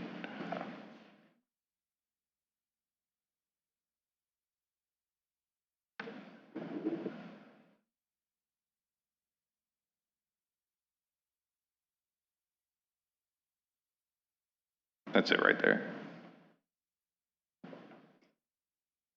Awesome. Thank you to the MIS folks for driving some of this computer stuff. My name is Jim Mam. I work for the Community Development Department here at the City of Sebastian. And what we have tonight is an application for a large-scale comprehensive plan amendment for a project named Sebastian Pines. The property owner's listed on that slide, and the engineer of record is Mills Shorts and Associates. So the difference between this application type and the previous three flu amendments that you were privy to, this one is more of a large scale, so this will actually go in front of the state for review because it is 50 acres or more. So as I said, the request is a large-scale flume amendment. They're going from Indian River County AG1 to a very low residential density, and the acreage for this parcel is 204.42 acres. This is the location map. It is owned by currently 3 different owners, and it consists of 33 individual properties. As you can see here, this is the existing and the proposed future land use amendment. As I said, they're going from agricultural to a very low density residential, the maximum 3 dwelling units per acre. Some of the consistency that it goes with our comprehensive plan, with our policy 1-1.2.1, stating basically the max density can be 3 units per acre, and primarily single-family detached homes on individual lots. Again, with comprehensive plan consistency, this is changing some of those. All applicable elements were reviewed and found consistent, including the list that you see provided here on the screen. And I'll jump right into the rezoning and the conceptual planned unit development review. For also Sebastian Pines, same owner, same engineer of record. And they're requesting a conceptual PUD plan and rezoning for the same parcels that we're doing the future land use amendment for. And they're changing the zoning from Indian River County agricultural 1 dwelling unit per 5 acres to a planned unit development residential. And the acreage is still the same, 204.42 acres. Again, here's a location map of where Sebastian Pines is located. So what they're proposing is a total of 502 units consisting of 390 single family and 112 paired villas. The density is 2.45. I think in the presentation, Mr. Tumo stated it was 2.46. We can adjust that at the next reading. The recreation open space requirements for PUDs, they're required to have a 50% open space requirement. This application and conceptual plan exceeds that by 5.84%. And they also will provide a recreation in lieu for a public park, as this will be a private community. Some other public benefits that they are providing for some of the reduced setbacks and lot sizes is extending the utility infrastructure. They will pave 73rd and 77th Street with necessary improvements along 66th Avenue. They also will provide an 8-foot wide multimodal path along the southern and eastern perimeter landscape buffer. This is a conceptual plan for the proposed development.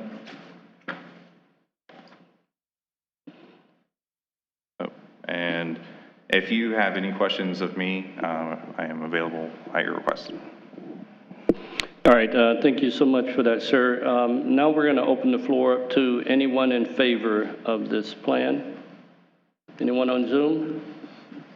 Seeing none? No one has raised their hand. All right, thank you. Now we're going to open the floor for anyone opposing this request. Anyone? Yes, please come forward, sir.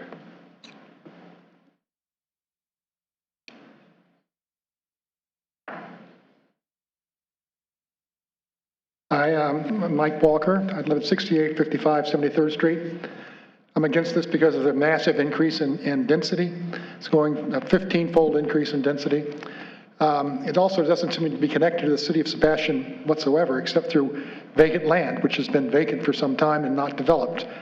It would seem like you'd have priority to develop the Graves property first before you extend this to quite a distance away from where it borders Sebastian.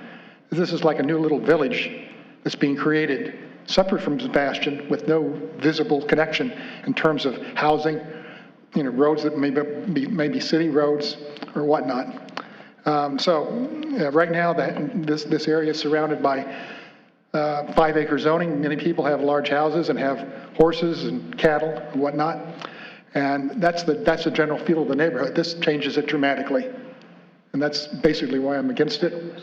And it doesn't, like I said, it doesn't really seem like it's connected to Sebastian. You have not developed the Grave property at all, but you have the opportunity to do so. Nothing's been done. It seems to be serving just as a conduit for finger projections, enabling developers to develop more desirable property. Thank you. Yes, sir. Thank you so much. Is there anyone else? Yes, ma'am. Come forward. We'll see if it happens again. So I rebooted the computer. He's shutting down the program and restarting. Hi, my name is Beth McCoy. I am in the unincorporated area of Indian River County. I spoke at Planning and Zoning. That wasn't intended. It's really not intended today until I heard one little word that I'd like to put on record to try to be addressed. I am featured, the property that I own, we are building a home on it, my husband and I, and it is featured on all the maps very prominently that are displayed because we are on the south side. We are in the Equus neighborhood, large lots, as Mr. Walker said, by choice, and we're hoping to enjoy the area, the sights and sounds of nature, the dark skies, and all that goes with it. As a child of the suburbs, I thought I was finally going to have it. But I also understand development, and I'm not opposed or for the neighborhood yet. I'm trying to learn more about it. But being on the south side, I would just say when I finally saw this plan in a little more detail, I just encourage the developer and the council to keep thinking about how this is supposed to be an innovative, creative new concept. I would love for the access point potentially to go a smidge back to the right, to the east. I believe, though I don't know for certain, that it's going to be directed right on top of our new property where we're building a home. You can see the pictures of how far we are along on the county GIS. That definitely would change the nature of things. That sounds very selfish, but that access point is actually a primary access point for the community, not just a secondary. That side of the neighborhood has the multimodal path that will cut into the buffer. It has the high-density villa development. And I say it's really a primary entrance because it is the main entrance that'll feed all of Phase 2, which you notice says 193 units. Because I don't think people and construction trucks are going to come through and take all the left turns they need to, coming from any other direction. So I'm just trying to go on record to say it is what it is. It's great to have more housing. It'll be great to have some new neighbors. I don't know any neighbors except for one. We're not there yet. But I just challenge us to think about the layout and the traffic flow within this neighborhood so that there's more connectivity between phases, that the buffer is vastly important. It's not just for aesthetics, sight, sound, all the senses. It's buffering. Just the street lights alone at any entrance will take away dark skies. I know that from the last community I moved from here. 6 blaring lights at the gate. It was like Fort Knox. So that's all I'm asking. I know that this comes next in preliminary plat, probably, but they've done a lot of great work to get this far, so changes are hard from this point on. But I think that needs to be taken a close look at. The access points, the buffer zones, the high density of the villas along the main pathway to all of Phase 2, and just welcome trying to work with everyone so that it fits the character of the surrounding neighborhood, which Mr. Walker described. I think that character will be there for a while. So trying to make it fit is great. Thank you for your time and your attention. I appreciate it. Yes, ma'am. Thank you so much. Is there anyone else? Anyone with their hand raised on Zoom? Oh, come forward, sir. Yes.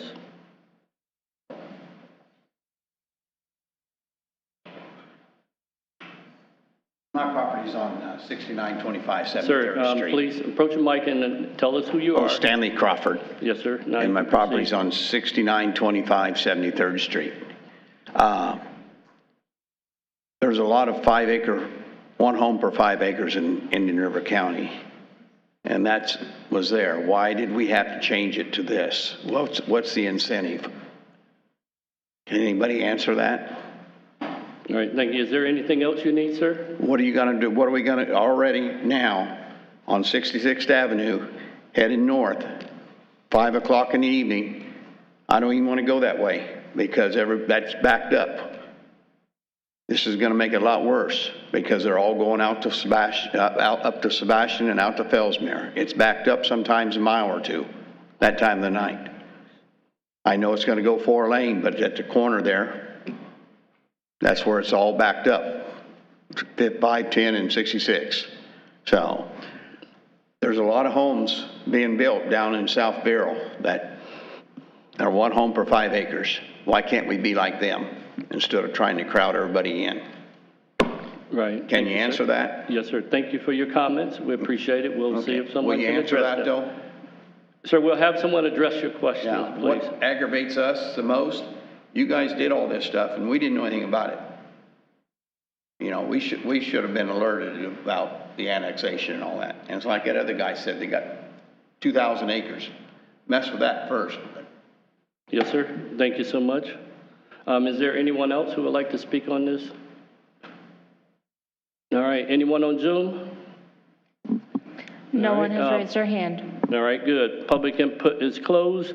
Now, I'd like for someone, either the applicant or someone could address the traffic side of things that was stated up here, if you can. I'll ask our transportation engineer to get up. I can address the driveway matter that was brought up if you'd like. Right. We did ship the driveway over a little further west, and the reason why we did that was it was a comment, and a good comment, how do you disperse traffic? So what we did is we made that entrance point that is on the southern part more prominent. It picks up more roads than what it did before. When we first had it designed, it didn't pick up as many roads. So the concept was to allow for traffic to disperse between the north and south. So we actually believe it'll be less traffic and evenly divided among those two. And I can ask the transportation engineer to discuss traffic. Yes, sir.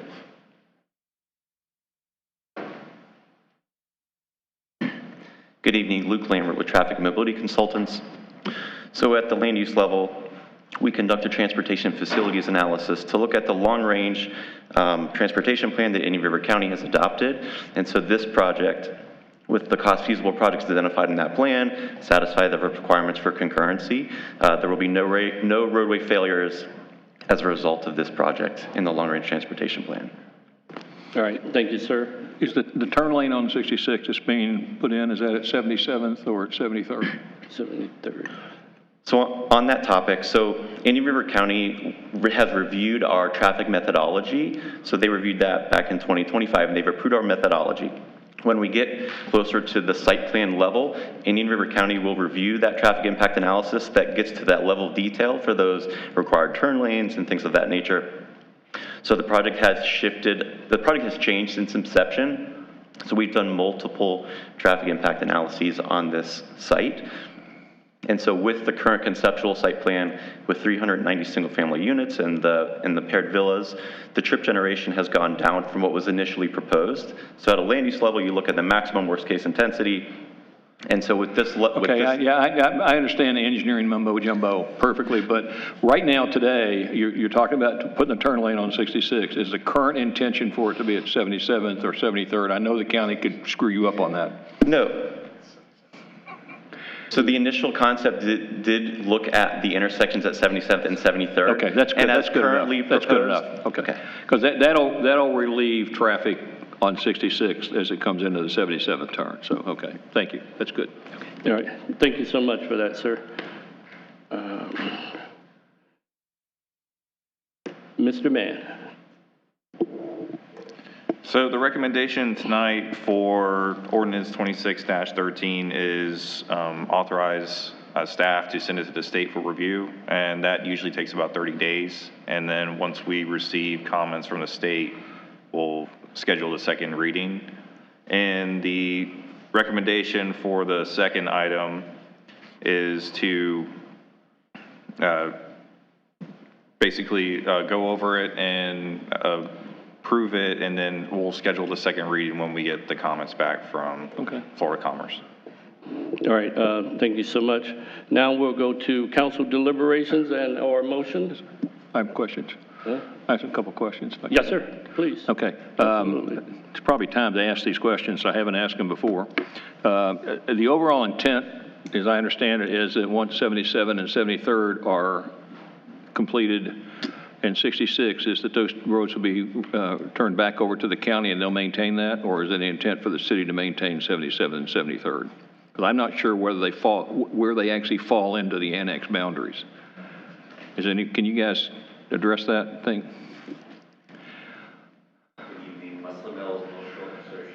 Engineer record for the project. The roads will be built by the developer, but then they will be in county right away and transferred back to the county for maintenance and ownership. Right. So they do actually fall outside the expanded roads fall outside the annex boundary into the county's area. Okay. And then is the intent of the developer to do on the interior of the project to do the maintenance of the streets, the stormwater, maintain the property, the lawns, all that kind of stuff, right? So this is all being done within the development by the developer. By the developer and then the HOA at some later date. The only thing I'm just not 100% sure of is how the lawns will be separated out. But yes. I mean, I'm just asking these because I want to make sure people understand that this is not an ongoing liability to the city to do things that are being done by the developer within the project, because they're going to do a very good job. I mean, once again, Design Studios and all the people that worked with them put a really good presentation together. I know he's tired of coming in and talking to us, but they do a good job putting stuff together, and the people that fly by was really nice. I mean, the AI in there, you can actually watch people swim. That was pretty neat. Yeah. It was a local company that prepared it. They did a great job. So we're talking about a self-contained community. And actually, to the gentleman who made a comment, South Bureau is not doing anything because they have no free land, but South County is building, but they're not building 5-acre properties. They're building gated communities at densities equal to or higher than this. Yes, in South County. Our firm designed many of those that are being built down there, and they are 50-foot lots, 60-foot lots, yes. Right. I just want to make sure that everybody understands that we're you know, and that the other gentleman who made the comment about doing Grays first, that would be beautiful. I mean, I would love to see Grays, this whole 2,000 acre put together in a really great mixed use design. It's just not happening, and we can't force that. But what we can do is facilitate the mixed use growth that the city would like to see within that 2,000 acres by surrounding it with pieces of property that build rooftops and count, because the developer who actually develops that 2,000 acres is going to have a much greater incentive to do the town center and to do it correctly from a commercial point of view. If there's property around it, they can drive commerce into those things and so forth. These streets are going to be finished in a grid pattern into the Grays property. 77th is going to be finished into the Grays property. They're committed to do that. 73rd, I believe, they're committed to finish it at the Grays property. So it's not like this is all going to die. This is all part and parcel of one big piece of property that the city can hopefully, I don't know, I'm 78 years old, maybe not in my lifetime, but the city can possibly be proud of when it takes place. Okay, so thank you. Thank you, Mr. Mayor. Yes, sir. Thank you so much. I will entertain a motion unless we have more comments. I'll make a motion. I'll make a motion to approve ordinance O-26-13. Second. All right. Any other discussion on that? Mr. Mayor. Oh, we got to, Can we just get a clarification on the motion to authorize transmittal to the Department of Commerce? Yeah, this is item 11C. I will amend my motion for ordinance O-26-13 to also approve remittal to the state. This is 14. No, this is 13. Where are we at? We're on land use. We're not on zoning yet. Okay, yeah, there we go. Absolutely. All right, then I amend my second.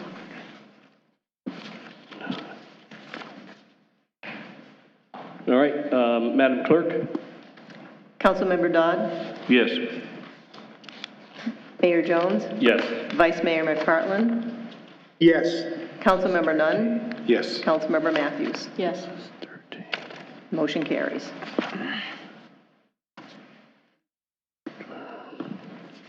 All right, next we need a motion for item 11H. Mr. Mayor, I move approval of ordinance O-2614. And I'm trying to find the second reading date that they want. There's no second reading date until it's approved by the state. 14 is a quasi-judicial rezoning?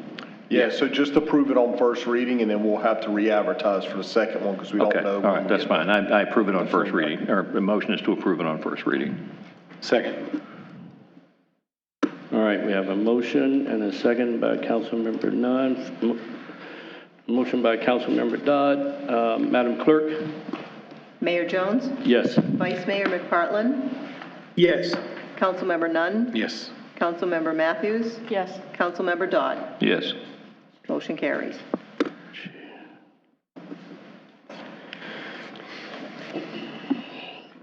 All right, we're going to move on to item 11I, consideration of R-26-22. This is a quasi-judicial proceeding.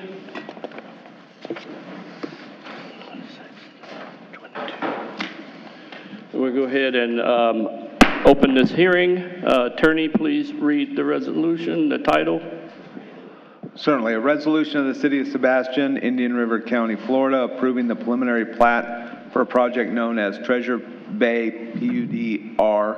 The subject parcels consist of 148.5 plus or minus acres located east of Lance Street, north of Mary Street, west of the FEC Railroad, and south of Concord Avenue, proposing to develop a planned unit development subdivision consisting of 110 single-family lots and 70 paired villas, providing for conflicts herewith, providing for Scrivener's errors, and providing for an effective date. All right, thank you so much for that, sir. This is a portion, council member, any ex parte communication? No, sir. Nope. Anybody? Mr. McPartlin, you still there?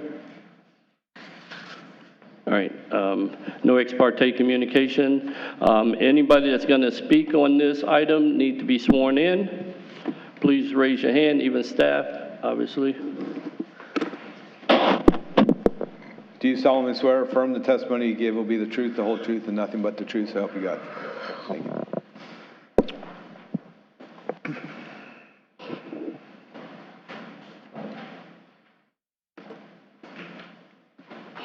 Applicants here? There you go. Good evening, Council. My name is Travis Douglas, professional engineer with BGE, here on behalf of the Treasure Bay project, representing the developer DR. Before you tonight is the planned unit development Treasure Bay for the preliminary plat approval. I'll run through a few slides, keep it brief, and be available for any questions afterwards. The project information on the screen here, Treasure Bay PUD, located at 425 Industrial Park Boulevard. The developer, DR Horton, engineer of record, BGE Inc. The information on the screen here, you can see that the project has 180 residential units proposed, a mixture of 110 single-family lots, as well as 70 paired villas, approximate acreage of 148.5 acres. The rezoning, PUD-R, and the future land use is low-intensity residential. The existing PUD was approved last year in November to the PUD-R. And the existing future land use, low-density residential, 5 dwelling units per acre. Just some more project information. The site itself is a vacant sand mine, formerly known as Vickers Sand Mine, flood zone designation flood zone X. No environmentally fragile lands or conservation or wetlands on site.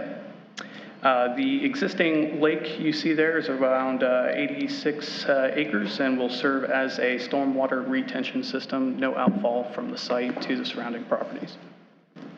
Water and sewer is provided by Indian River County Utilities. Plans have been submitted and partially reviewed at their office at this time. Some project description, low-density residential, as I mentioned, 85-acre lake. The total density for the site comes out to be around 1.21 acres dwelling units per acre, meeting the city's goal to provide affordable residential housing. Some information shown on the approved site plan there. I'll be happy to answer any questions that you might have at this time, but the proposed preliminary plat meets the approved site plan layout for the preliminary plat. The project itself is in combination with the 180 residential units, also provides some amenity spaces throughout the project, some that you can see on the screen here. The kayak launch, residential park, public rest area, and pickleball courts. This is a mixture of public and private amenity areas. Total recreation required is the 1.8 acres. The public recreation provided is 1.97. That includes the bike path on the east side of the project, the public recreation or public rest area, and the pickleball park as well. The private areas of recreation on the site total about 0.97 acres, and that includes the kayak launch on the north part of the site as well as the residential park. Some of the public benefits provided with the approval for the PUD are the 8-foot bike path along the eastern property boundary from the north end of the site to the southern end of the site, which will provide within a 30-foot landscape buffer with some shade trees, benches, seating areas, and public walking spaces. Additionally, some of the public benefits include the increased landscape within the 30-foot buffer enhanced by the bike path. The bike path itself will be owned and maintained by the HOA, dedicated for use to the public. In addition, the general public rest area was something that we worked with city staff with as well to provide for the city's connectivity for bike path, multimodal pathways throughout the city. The bike pathway, as I mentioned, will be dedicated for public use, owned and maintained by the HOA itself. And with that, I'll keep it short and brief, but I'll be available for any questions. All right, thank you so much for that. Thank you so much for that, sir. Staff, you have an analysis? Yes, Mr. Mayor. Again, Jim Mann with Community Development. And this is the preliminary plat approval for Treasure Bay PUDR. And I do have a presentation that will bring up.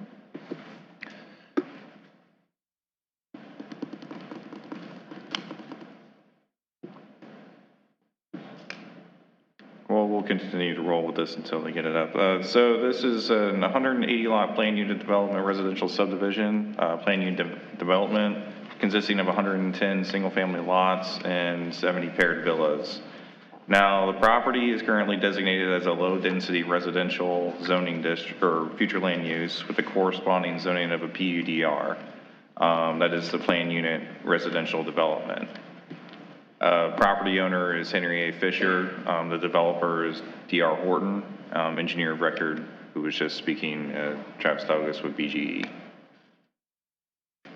So some of the site information is plus or minus 148 acres, including an 85.84 acre lake in the center. Some of the off-site improvements and public benefits that they're offering with this plan unit development is improving Essex and Schumann, or Essex Lane and Schumann Drive intersection improvements.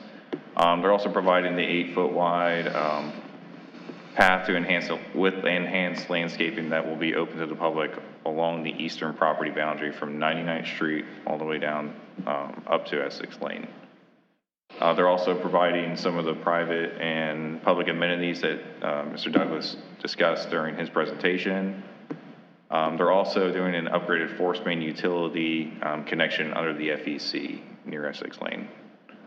And this conceptual PUD was approved at the December 3rd, 2025 City Council meeting. And it was also recommended for approval from P&Z on June 4th of this year. As you can see, the location map here is, just directly west of the FEC, north of 99th Street and south of Schumann and Essex. This is the overall site layout of the PUD, and it is broken into 2 different phases. And some of the off-site improvements for Essex Lane, as you can see, is a detailed sheet here. Some crosswalk improvements, an extension of the sidewalk, and then the connection to that 8-foot wide shared use path that'll run along the eastern border. And here's some details of the force main improvement that they will provide. I believe they're going from a 4-inch to an 8-inch piping to accommodate the higher utility demand and help improve the utilities around the surrounding area. And the recommendation from staff is to approve Resolution 26-22 for the proposed preliminary plat of Treasure Bay, subject to the conditions that are listed in my staff analysis and within the resolution. And if you have any questions, I am here to answer those. All right, thank you so much for that, sir. Now we're going to open up the floor to anyone in favor of this request. Seeing none in the audience, is there anyone on Zoom? All right, hearing none. All right, now we're going to open the floor for anyone opposing this project. Is there anyone opposing this project? Anyone on Zoom? No one has raised their hand. All right, thank you. So applicant, do you have anything else? Because there was nothing else brought up. If the council, when we get to it, they may call you up for questions, obviously. But do you have anything else as of now, the applicant? Mr. Mann, anything? I have no further comment at this time. Thank you, sir. Now we call for council deliberations or questions. Anyone have any questions for staff? I do have one question, Mr. Mayor, or the applicant. Well, we'll see who answers it. So the question I have is revolving around the streets and the lake, and the sidewalks for that matter. And I think I understood the sidewalks will be maintained by the HOA. Will the streets be maintained by the HOA, or are they being turned over to the city? That's correct.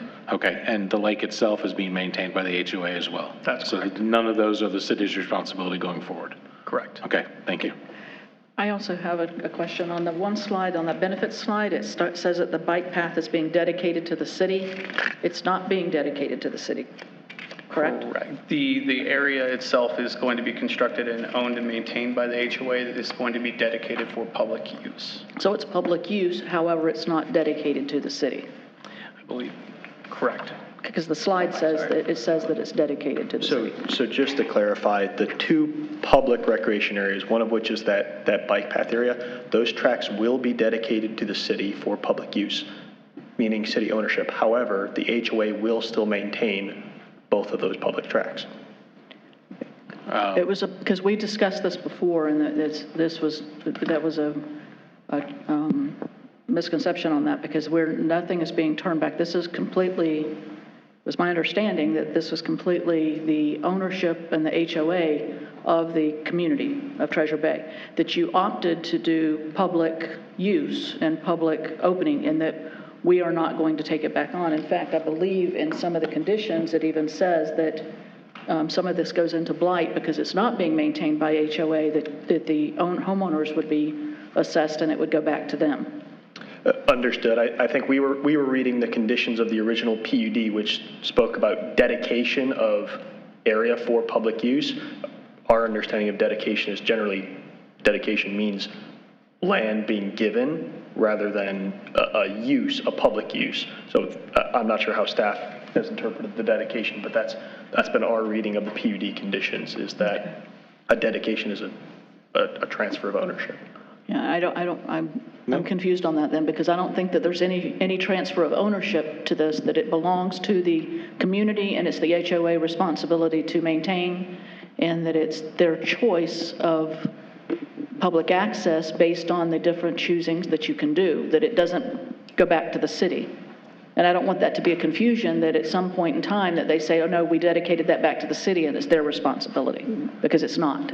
Totally understood on the responsibility of maintenance and everything. The HOA will fully shoulder that burden. I am not 100% sure on staff's opinion on. I need clarification of that as well. I do too. We're waiting on, we're going to hear from staff now. So what we am I can still do on? in this instance, because the way the condition was written for the PUD approval, it was stated to dedicate to the city but be maintained for public use.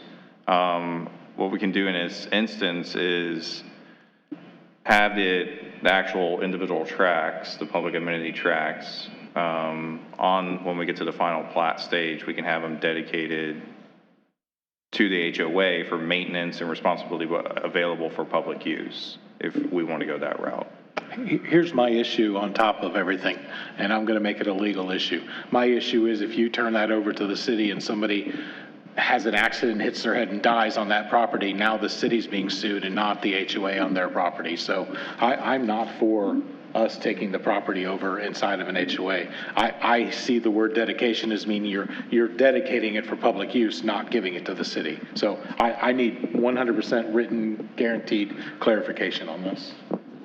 So I think, in looking at the resolution, we can amend section 3, subsection B, which states, boom, boom, boom, here we go. Well, it's item number 2 on the list that the staff has prepared, is the one that contains that. So that, yeah. so 3B. It's item number 2 in that recommendation list. Yeah, in the resolution, item 3, subsection B, we can amend the language in that so that the public recreation amenities shall be formally dedicated on the final plat for use by the general public in perpetuity and established. The maintenance responsibility is. Correct, but we need to make sure that the ownership is the HOA as well. And the last sentence in that is if the public amenities are not maintained properly and become blighted or unkept, the PUD, it currently says may be found in violation of its approval.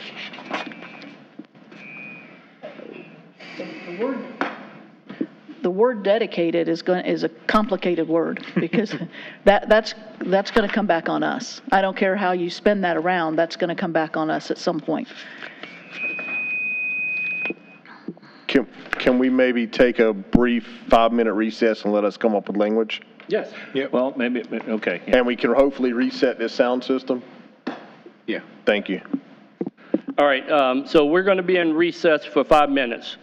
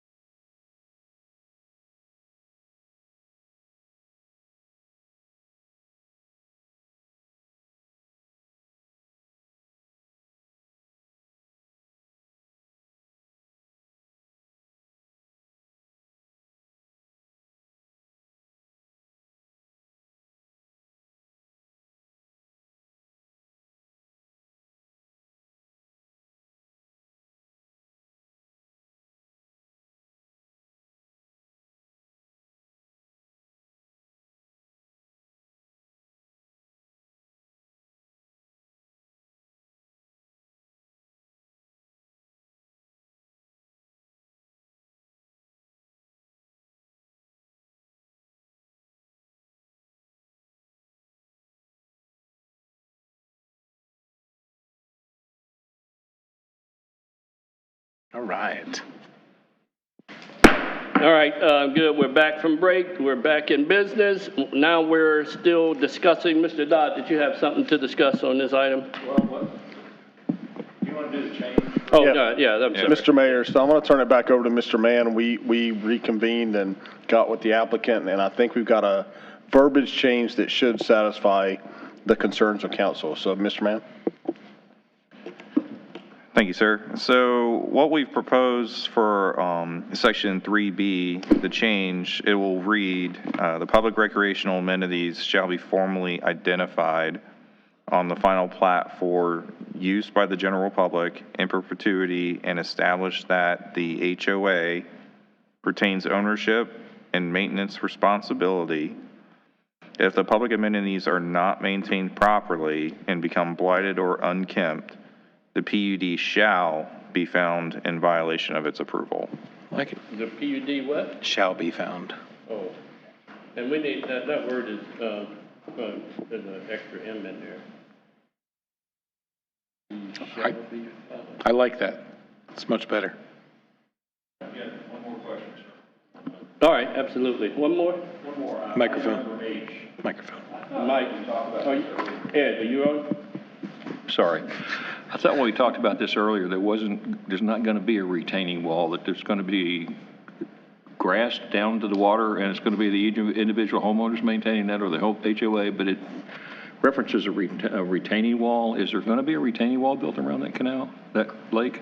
Correct. There is a portion of the homes which will have a retaining wall. That's to allow for grading from the lake to a 15-foot maintenance and access easement, and then to the back of the lots, keeping the homes up higher. So the back of the yards will slope down to the point where they get to the retaining wall. And it'll be a less than 30-inch, about a 2-foot retaining wall. So the HOA is going to maintain not just the portion where there is a retaining wall, but also the portion where it is grassed down to the water.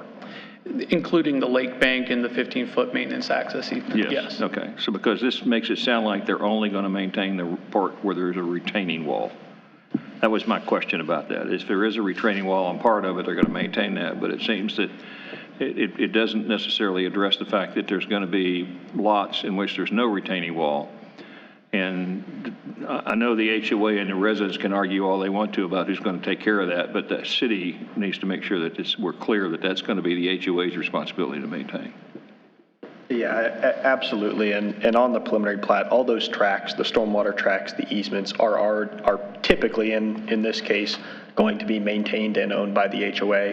I think staff just wanted to clarify that retaining wall specifically will also be maintained by the HOA. So the intention is. So if we change this to say that the lake boundary will be maintained by the HOA, that includes retaining wall and non-retaining wall property, does it not?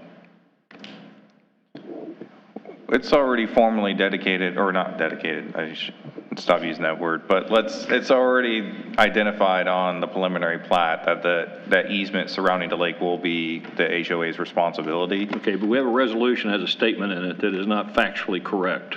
And to vote on this resolution, that statement needs to be made factually correct. And we can add maintenance for the retaining wall and said lake surrounding boundary in some essence of that way to add that into the resolution if you wish.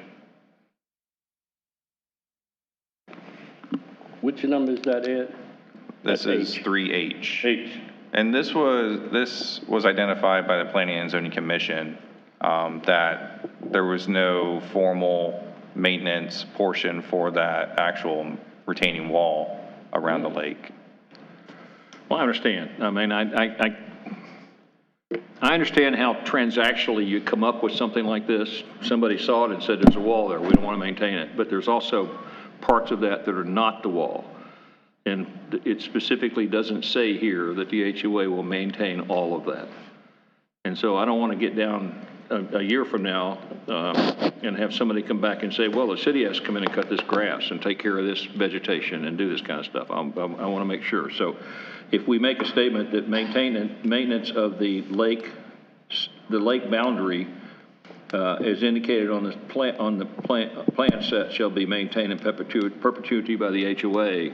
Does that not cover the retaining wall and the non-retaining wall part? So, Mr. Mayor, if I may? Yes. Councilmember Dodd, a suggestion I would have is leave retaining wall just so we specifically identify it and state maintenance of the retaining wall and lake boundary. Perfect. As indicated on the plan set shall be maintained in perpetuity. Okay. Mr. Mayor, I'd like to make a motion that we... I have one more. Oh, go ahead. Hold on, can I just also, before we go to a motion, can we just have the applicant state on the record that they agree to the changes? Well, I have one more. Yeah, that's what I'm saying. So there before may we- be another change, I don't know. On letter E, it says on the final plat shall dedicate an access easement over Industrial Park Boulevard for the adjacent property owners and any public accessing those businesses. Does that mean we're giving that back to the city? What is that? I believe that references an access easement over the It's an property easement that's owned. It's easement, not ownership, I believe. Correct. It would not So- be ownership. So it does not, that's back to us, that it's our property. They're granting an easement to the city to use it. They're just saying Actually- they can use it and they can cross it. That's all it is. It's not granting ownership to the city. It is just saying that those other homeowners can use that area. No one can stop them from using it. Okay. I think we should stop using words like dedicate and identify Well, in place. And that's, again, if we're going to just stop using it, maybe it should be another, I don't know. Identify is a much better. Identify is a better word than, We can change our final plat language too. It says dedications and it has a whole list of items. Yeah. Right. What are the side setbacks on the two-story villas or apartments? They're 10 foot from the property line on the side. They were 5, right? The single-family homes are 5 feet. Right. Are they still at 5, or did they go to 7.5? I believe it was approved from the conceptual plan at 5 foot for the single-family units. And the two-story is 10 foot. And the two-story villas are 10 feet. Yeah, because originally they asked for 5 and we said no. And stuck with 10.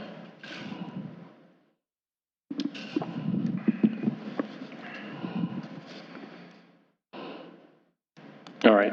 I have nothing else. Ready for a motion?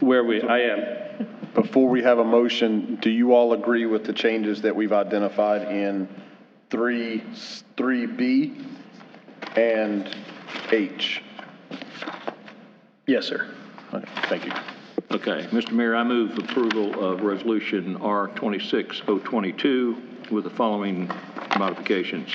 Section 3, Item B, change the word dedicated to identified, and in the final sentence, the word may to shall. And in Section 3, Item H, insert after retaining wall and lake boundary as indicated, and a comma as indicated in the plan set. Okay. Second. All right. Do we have a motion? Did you have anything? I think we settled what you were, right? the other modification was, I believe it was to say ownership and responsibility by the HOA. I believe those words were in there as well. And I think that needs to be, and that needs to be added into that motion. On 3B, Mr. Mann, was it right before, it was of those areas will be the ownership and responsibility of the HOA? Is that how it read? That is correct, yes. I can read it aloud again if you wish. Yes. Okay, so Section 3B will read, the public recreational amenities shall be formally identified on the final plat for use by the general public in perpetuity and establish that the HOA retains ownership and maintenance responsibility. If the public amenities are not maintained properly and become blighted or unkempt, the PUD shall be found in violation of its approval. So can we just amend to include that statement? I'll amend my motion to that. And I'll second my motion to that addition. Okay. Thank you. All right, so. Hey, you have fun. All right, so we have a motion by Councilmember Dodd, second by Mr. Nunn. Madam Clerk. Vice Mayor McPartlin. Is he still? Yes. Oh, he is. Councilmember Nunn? Yes. Councilmember Matthews? Yes. Councilmember Dodd? Yes. Mayor Jones? Yes. Motion carries. All right, thank you so much.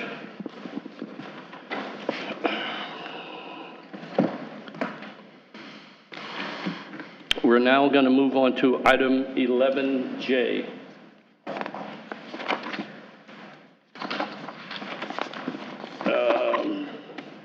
Petition for, Mrs. Stokes, you have something on this one? Yes.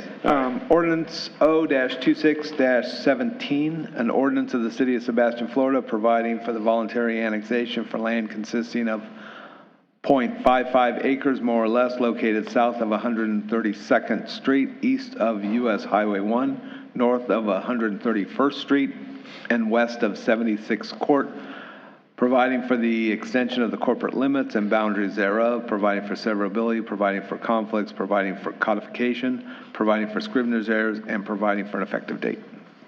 Sir.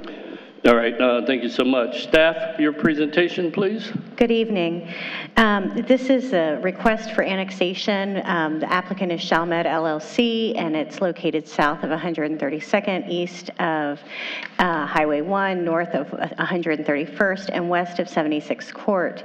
It's .055 acres, more or less, and it is immediately adjacent to the city limits. There's currently it's currently vacant land, and the applicant is looking to expand for their parking. And so they own this parcel of land, which is currently unincorporated county, and they want to bring it into the city limits to expand their business use. And I believe the owner's representative is here as well to speak to any questions that you may have. They're looking at a riverfront mixed-use land use, and that is consistent and compatible with our comprehensive plan. In addition, public facilities and services have a de minimis impact, as it's 0.55 of an acre, and it meets all of the annexation criteria as established by Florida statute for compactness and continuity and consistency with Florida statute. With that, I'd be happy to answer any questions you may have, and also, I believe, like I said, the owner's representative is also here. All right, thank you so much for that. The owner, you're here. Would you like to say something, sir? Yeah, you can come forward.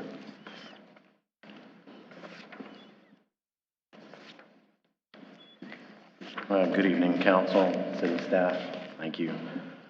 My name is Rick Lefebvre with Ethos Custom Construction, located at 7075 41st Street, Vero Beach, Florida. And I'm here representing for the owner. You know this piece of property as Dr. Shaloub's office, and he owns that property that's back behind that, and he wishes to expand that property into the city of Sebastian. All right, thank you, sir. Is there anyone from the public who would like to speak on this item? All right, seeing none present in the room, do we have anyone on Zoom on this item? No one has raised their hand. All right, hearing none, public input is closed. Staff, do you have anything final? Nothing further to add. Thank you. Then we will go ahead and close this hearing, and now we will make a determination on how we move forward. Mr. Mayor, I'll make a motion to approve ordinance O-26-17. Second. Can I ask a question? And set a second reading for July 8th. Oh, hang on. I'm sorry. Second. I thought you were finished. So did I. All right, so we have a motion by Mr. Nunn, second by me. Mr. Dodd, you have a comment? Okay, the conceptual plan. It says once again in item B. Microphone. A conceptual development plan. Can't hear you. Oh, there you go. Oh, I'm sorry. I can hear myself, you know. That a conceptual development plan has been presented. Is there any? It's extremely conceptual. It was just that they wanted to, it was not included as part of this packet. It was just that this was their vision, if you will, so. Okay, my question is really leaning towards 76 Court. That area back there is kind of an isolated residential area, okay? It doesn't connect in any way to the property on US 1 that's all commercial. And it looks like that there's going to have to be quite a bit of I don't know, earthwork done to extend that commercial property footprint back onto that. What's that going to do to those residents back there? I mean, this is one of those areas in Sebastian that is kind of unique.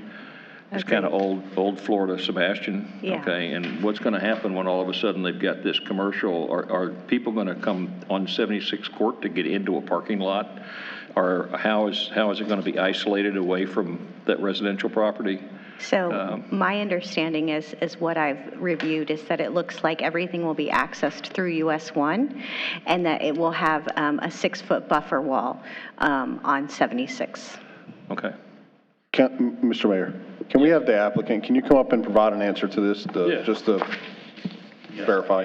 Yeah, so they don't know what the improvements are that they want to make yet. Right now, they, between vendors and current customers, clients that they have with their medical offices, they do realize they need to do some expansion. So parking is an issue currently, and they would like to expand that parking. And having to improve that piece of property would involve extending the existing walls and wrapping to separate it from the community. There would be no access between the two, and the current properties that do surround that would really have no change to what they have currently as far as a neighboring facility.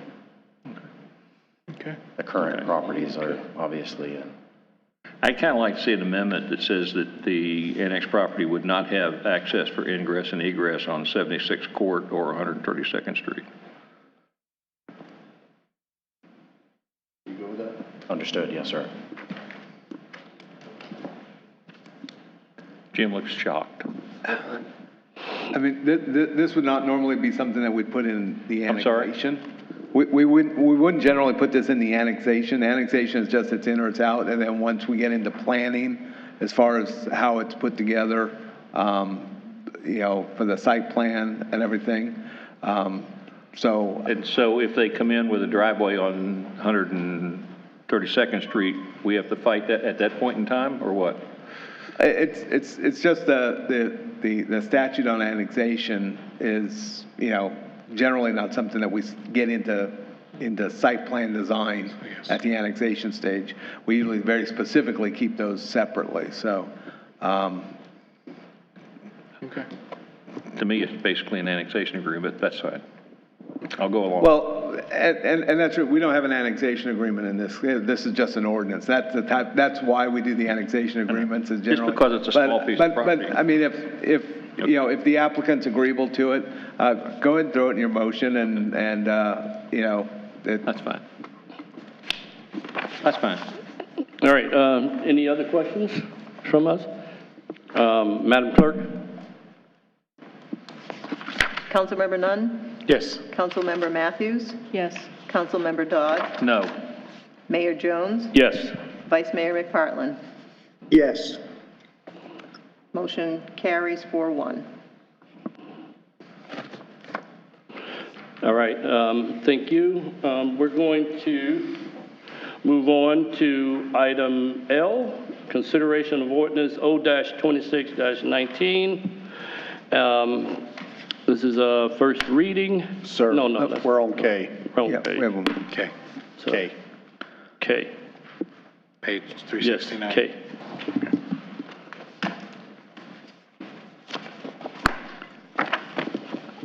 This ordinance O-26-18, an ordinance of the City of Sebastian, Florida, providing for the voluntary annexation of land consisting of 1.93 acres, more or less, located south of Industrial Circle, east of 129th Street, north of North Sebastian Conservation Area, and west of 130th Street, providing for the extension of the corporate limits and boundaries thereof, providing for severability, providing for conflicts, providing for codification, providing for scrivener's errors, and providing for an effective date. All right, thank you so much for that, sir. Staff? Good evening. So this is the Maxwell request, and it was submitted by James Maxwell for 1.93 acres, just kind of off of Roseland Road, back there maybe where the Warrior site is. And if you look, you can see here's a location map, and you can see that there's industrial circle there, and adjacent land uses around it is got conservation, industrial, low-density residential, which is county. And when we look at this, they're asking for a future land use of heavy industrial, which is consistent with our comprehensive plan. And when we look at public facilities and services, these are de minimis impacts because it is 1.93 acres. And when we look at the annexation criteria as established by Florida statute as far as compactness and being contiguous to current boundaries, it is meets all of those criteria as established in Florida statute 171.044. And I believe that the representative for the property owner is here as well. And with that, I'd be happy to answer any questions you may have. All right, thank you so much. Is the applicant here? Yes. Okay, good. I'm sorry? Yes. Yeah, you do. I've been waiting my turn. Hi, my name is Courtney. I'm here for James Maxwell, who goes by Richard, and he is asking to annex from the county to the city at the very end of 130th Street by the recycling center. He'd like to change it from residential use to, heavy industrial, not commercial. All right, thank you so much for that. I have questions. Okay. Can I ask those now since she's up here? Yeah, you can. Okay. What is the intent for the use of this property going forward? He has a lot of ideas, but consistent with across the street, storage, things like that. Okay. Is there a reason why he's bringing it into the city and he didn't try to do this in the county? I mean, what advantage of coming into the city is there for him on this? I think he just likes the city. Just likes the city? Like Okay, the okay, that's fair. One of the things I would ask and take back to him is, I know there's been a lot of code enforcement violations on this property in the Sure past, has. is that, Another reason to get it out of residential. yeah, we would definitely not want to see those kind of problems going forward. And Absolutely not, we'd yeah. appreciate keeping the property clean as possible. It fits the land use for that area, heavy industrial. It was just trying to understand, what the purpose was. I can accept, he loves He just Sebastian, I doesn't get want that. any tenants in there anymore, and less problems equals happier city, so. Okay, all right, that's all I have. All right, thank you, sir. Ma'am, you may see if you want. Is there anyone from the public who would like to speak on this item? No one in the audience? Do we have anyone on Zoom? No, sir. All right, thank you so much. Public input is closed. Staff, do you have any final? Nothing further to add. Thank you. Applicant, do you have anything else you'd like to say? You're good? All right. All right, we're going to go ahead and close the hearing and deliberate on this. And council? I move approval of ordinance 26-18. Second. We have a motion by Councilmember Dodd. Second reading. July 8th. Second reading, and set the second reading date for July 8th. I'll amend my motion. All right. Second reading for July the 8th. Motion by Mr. Dodd, second by Mr. Nunn. Madam Clerk. Councilmember Matthews? No. Councilmember Dodd? Yes. Mayor Jones? Yes. Vice Mayor McPartlin? Yes. Councilmember Nunn? Yes. Motion carries 4-1. All right. Thank you so much for that. Our next item on our agenda is item L, 11L, and that is consideration of ordinance O-26-19, proposed amendments to the charter. Mr. Stokes? Yes, it's an ordinance of the City of Sebastian, Florida, providing for a referendum to be held at the general election on November 3rd, 2026, for the purpose of determining whether the city charter should be amended, providing for the placement of 3 referendum items on the ballot, providing the text of the proposed charter amendments, directing the city clerk to provide the supervisor of elections with a copy of this ordinance, publishing the referendum items in accordance with state law, providing for severability, providing for repeal of ordinances in conflict herewith, providing for scrivener's errors, and providing for an effective date. All right, thank you so much for that, sir. And this is mine, I guess. As you know, the Charter Review Committee had met starting in January pursuant to our charter that requires a Charter Review Committee every 5 years. They came up with 4 proposals, which I presented to you at the end of May. I had asked at the last meeting whether we could eliminate the 4th one, which was at Article 6, repealing the entire Article 6. I included Article 6 with this agenda item so that you could see it. As you can see, I'm 99% sure that language is all extraneous at this point, but in the off chance that there's some parcel out there or some contract out there that predates our charter, I wouldn't want to lose those rights. So council agreed that we could eliminate that 4th one, so that's why we only have 3 items here. And so the 3 items that are proposed are in this ordinance. The ordinance needs to go 2 readings and then will be delivered to the supervisor of elections unless the council wants to make any changes. Thank you very much for that, sir. I have no changes. I'm good with the ballot language. Are we good for a motion, or? We are. I'll make a motion to approve ordinance O-26-19. Second.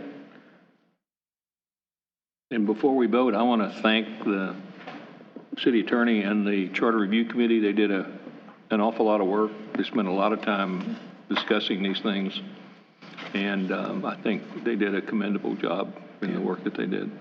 I mean, and they discussed a lot more than this. They went through every line of the charter, and I mean, if people don't watch that. I was scared to death we were going to have 10 different or 12. Yeah, so was I, right? Well, they had a lot of good ideas, and I think we found a good place where we're at. Yeah, so. But yeah, I agree. Thank you. Yep. All right. Is there anyone from the public who would like to speak on this item? Actually, yes. Come forward, sir. Just going to kind of make generalizations on the amendment, the charter amendments being proposed. One, I am definitely in favor of raising. Sir, can you state excuse me. Your name? Sorry about that. We're down to just a few of us left. Jeff Hamilton, 426 Pinoka Street.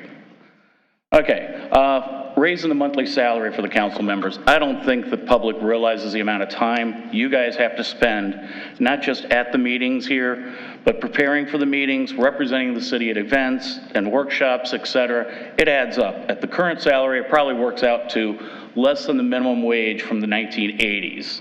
Almost a voluntary job, which people don't appreciate it. We do. Whether we agree with you or not, but we do appreciate you doing this.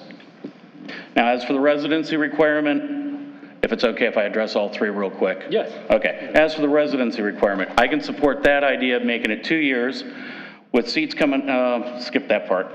But you need to let, with seats coming up every year, actually, let the people learn a little bit more about the city. I've seen so many people that we've known that have moved up here, or even new neighbors that have moved away within 2-3 years. They don't have time to learn. We've been here about 6 years now.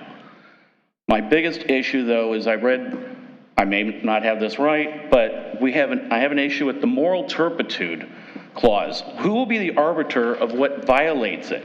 Is it going to be a modern-day Beulah Brickbaker from Porky's, also known as Jennifer Pippin, yelling about things? I could see her yelling moral turpitude after 2 consenting adults had relations. This is, that's a long, slippery slope. Who's going to judge? Why not make it, if you're qualified to be an elector in the city and your rights have not been suspended, you should be able to run, not have somebody decide, oh, I don't like what you did. That was the biggest issue I had with all of it. I'm in favor of all of it except for that. Thank you very much. All right. Thank you so much, sir. Is there anyone else who would like to speak on this item? Anyone on Zoom? There's no one on Zoom. All right, thank you. Public input is closed. Mr. Mayor? Yes. If I may. The original version of that eligibility had that language of moral turpitude and expungement of records and all of that stuff, and that's some of the stuff that you asked to have taken out. Yeah. So it's not in there anymore. Now, if you look on the third one, moral turpitude is still in there as far as grounds for suspension. That's already there. But as far as who would judge that would have to, a suspension would have to come from the governor. I've gone through that process in other cities, and it's tough. They don't treat it lightly, but it's already there. So we would have to do an amendment in order to take it out. But the eligibility for that's gone. Moral turpitude's out of that eligibility provision. And if I may, sir, Section 208 basically leaves it up to the council through a special meeting to hold a hearing. I'm going to call it a trial.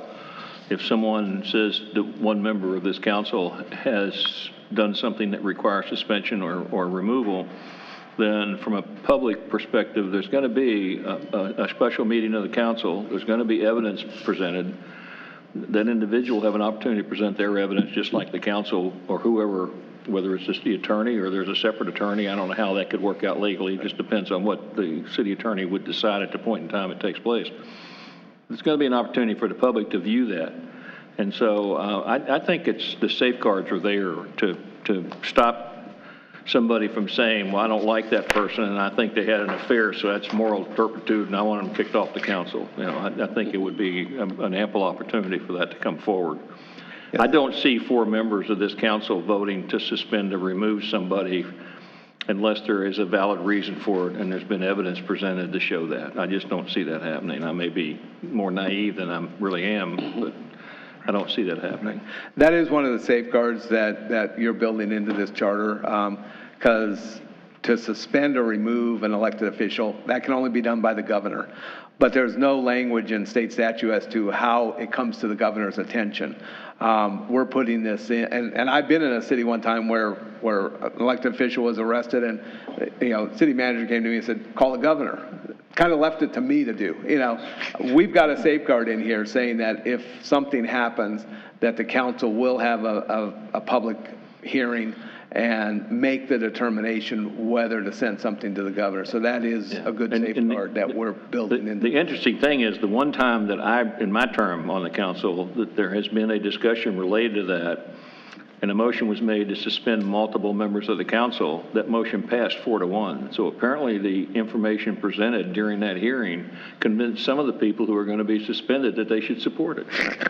So it's interesting to recognize that once the evidence is presented, maybe even the morally in turpitude person would present that. So well, the other thing, just to also remember, because the governor does have the authority to suspend or remove, he doesn't have to get the information from us. State attorney might reach out to them. U.S. attorney might reach out to them. Might read it in the TC Palm for all we know. But we can't control the governor. But you can control when and how staff communicates something to the governor. And in our charter, it now says only after a public hearing.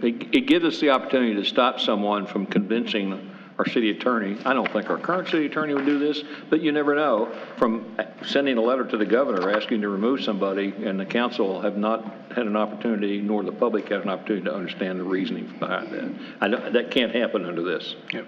Correct. And that's a good thing. Speaking on behalf of staff and charter officers, that's a good thing. We don't want to make that decision. Yeah. It should be easier. Yeah. Make it a lot easier. Okay. I just want to I also want to thank the Charter Review Committee and all their hard work and all the diligence and the round table that went on about this and the ups and downs. It was, there's some that was very lengthy. I also want to clarify that tonight's vote is not approving what they've done. It's just approving to put it on the ballot for the voters to decide. I know that there's a big discussion out there that tonight's vote is approving our salary, and that's not the case, that this is actually just approving verbiage that a committee that was assigned to do, that came up with, and to approve it to go to the ballot to allow the voters to to decide what's going to happen with this. And I do appreciate all their work, and yours too, Mr. Stokes.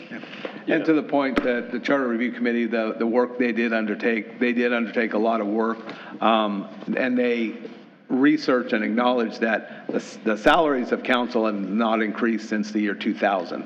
There's not been an increase for over 26 years, and that was part of the reason. And numbers came up which were much higher, and it was scaled way back to this. They felt that this was it's a modest increase at best, as was stated. The work that council members do. That's why this was the agenda package for this meeting that council members got on Friday. They had to go through all of this before tonight, and the CRC, the Charter Review Committee, appreciated that work, and that's why they made that recommendation. So, but again, it's up to the voters in November. It's not a done deal until the voters say it is. That's correct. Thank you. All right, okay. Hey, listen, you forgot this part of it. Yeah, you got that part. True. Actually, when I was looking at this, I realized this was only those first 8 items we took. That's not. This isn't the whole agenda. There was another 500 some pages. So. I'll make a motion to approve ordinance 026-19 and a second reading for July 8th. We're going to do a lot on July 8th. So we have a motion, and now we have a second. Motion by Councilmember Nunn, second by Mr. Dodd, Councilmember Dodd. Did we have public input on this yet? Yes. You did. We did? Okay, Madam Yes. Clerk. Okay. It's a long day, so. Councilmember Dodd. Yes. Mayor Jones. Yes. Vice Mayor McPartlin. Yes. Councilmember Nunn. Yes. Councilmember Matthews. Yes. Motion carries. All right, thank you. Item 12, unfinished business, we have none. Under new business, item 13, selection of Doug Wilson Enterprises. Who do we have? Ms. Graham? Yes, sir. But I have brought up, Ms. Blankenship, you didn't come up? I mean, we kept the best for last, so. Okay, well, I thought he was going to come up and hang out with me. So no, I said you can come up and look pretty. That's what I said. Okay. So this agenda item is for the selection of Doug Wilson to construct the new cemetery admin building. So if you remember the previous building that we had, it had reached its end of life. We have actually gone through the process of demolishing it right now. So hopefully that'll be done before the end of the week. And this will be able to build a new building that will not only house the maintenance staff there, but will also allow individuals that come to the cemetery to pick out plots. They'll be able to do that at the cemetery instead of having to come to City Hall to take care of that business. So we did receive bids from 11 contractors. Doug Wilson Enterprises was the lowest contractor. And yes, their price is significantly lower than the other bidders, but it was in line with the engineer's estimate of $600,000. Again, Doug Wilson came in at $593,280. And I did confirm with Doug Wilson Enterprises that there will be no change orders. They understand that. And they have also worked with the city in the past. They also completed the renovation of the community development. And when they bid that, they came in significantly less than other bidders, but they were able to complete that project with only the one city-initiated change order. So that's why I did not have an issue with awarding them, knowing that they have worked for us before and seen the work, the quality of their work. So just asking council to approve so that we can get a new building going. Cool. Cool. Thank you so much. We're going to start out there. Anybody from the public want to speak on this item? Raise your hands. Nobody? Anybody on Zoom? No, sir. All right. Public input's closed. Mr. Benton. Thank you, Mr. Mayor. Thank you, Mr. Mayor. So I just want to clarify one thing, because I know it's, utilizing funds of almost $600,000. I do want to clarify that we are utilizing cemetery trust fund dollars, which are generated from the sale of plots at the cemetery. And the purpose of this capital fund in the trust fund can only be used for expansion or upgrades to the property. So this is one of the very few uses we can utilize those dollars for. This specific capital side of the trust fund cannot be used for maintenance. So it can only be used for improvements and upgrades and expansions of the cemetery property. So just want to clarify that. All right, thank you so much for that, sir. How we wish to proceed, council? I'll make a motion to approve ITB 26-12. So we have a motion by Councilmember Nunn. Do we have a second? Second. Second, Vice Mayor McPartlin with the second. All right, Madam Clerk. Mayor Jones. Yes. Vice Mayor McPartlin. Yes. Councilmember Nunn. Yes. Councilmember Matthews. Yes. Councilmember Dodd. Yes. Motion carries. All right, thank you so much. Now we're on item 14, City Attorney Matters. Mr. Stokes. Thank you, sir. Very briefly, just a little update on our stone crop drainage issue. Don't want to talk about it too much because we are quickly approaching the litigation stage. Staff has spent a lot of hours. We've met with outside counsel, our litigation counsel. He is currently in the process of securing our outside expert engineers and everything, and is putting together an estimate that we'll be bringing for approval for litigation costs. Once that litigation is filed, if we get to that stage and it looks like we're going to be there soon, then we'll be able to have executive session and go into things in more detail. But since we talked about it the last meeting, I just want to let you know that we're still moving forward on that and getting all the ducks in a row. And if any of you have any individual questions, feel free to reach out to city manager or myself, and we can update you more specifically. So. All right, thank you, sir. Is that it? That's it. Thank you. Mr. Benton, you're up. Thank you, Mr. Mayor. So I got a few items. The first one is we got a request from the Florida League of Cities for the annual conference voting delegation information. So council needs to designate one elected official to serve as its voting delegate, and we have to report this back to League of Cities. So can you all decide who the voting delegate will be this year? Is Ms. Matthews going? Sherry. Sherry. Miss Matthews. Sherry, yeah, there you go. We got Sherry. Sherry will be there. All right. Hey, you'll get your strip saying you're the voting delegate. You'll be good. Trust me. I like it. All right, well, thank y'all. Voluntold. I appreciate being voluntold. Next thing, budget workshops. Reminder to everyone, budget workshops are going to take place here in council chambers July 15th and 16th, starting at 9 a.m. each day and going tentatively till about 4 p.m. both days. So this will be an opportunity that we'll review basically every line item within every departmental budget throughout the city, including capital projects. Council and the public and budget committee will all receive the budget document the week before. We're anticipating July 7th, 8th timeframe that should be finalized for you all, but that is an opportunity, and I'm going to be I got to work with the attorney, with Mr. Stokes, to develop a policy for how we'll handle public input for those workshops. So we'll have a policy in place before the workshops take place. What are those dates one more time? July 15th and 16th, 9 a.m. to 4 p.m. here in council chambers. And will it be on Zoom? We will not take input via Zoom. Last time. I know we did it one day exactly. I mean, if you all want to participate via Zoom, we can do that. But it's Not the public. Correct. But they can come here. Yep. Next update, or next item, July 3rd, just want to remind you all that's the time capsule at 10 a.m. at the Heritage Center if anyone wants to attend. July 3rd at the Heritage Center in Vero Beach. Couple reminders on meeting dates. You all in front of you have the calendar that we approved back in, I think it was December or January. So we got some dates coming up that August, we have early elections or early voting taking place here in City Hall, August 8th through the 15th. So we moved the meetings in August to August 5th and August 19th. So that's a change. Then also in October, we have early voting taking place October 19th to October 31st.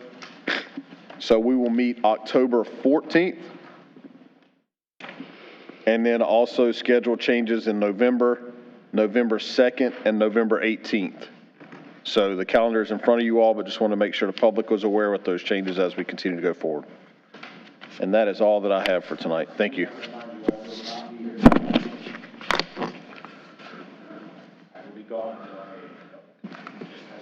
All right, so we have early voting on the 10th or whatever that week, and we moved this one up, and the August one to the 5th.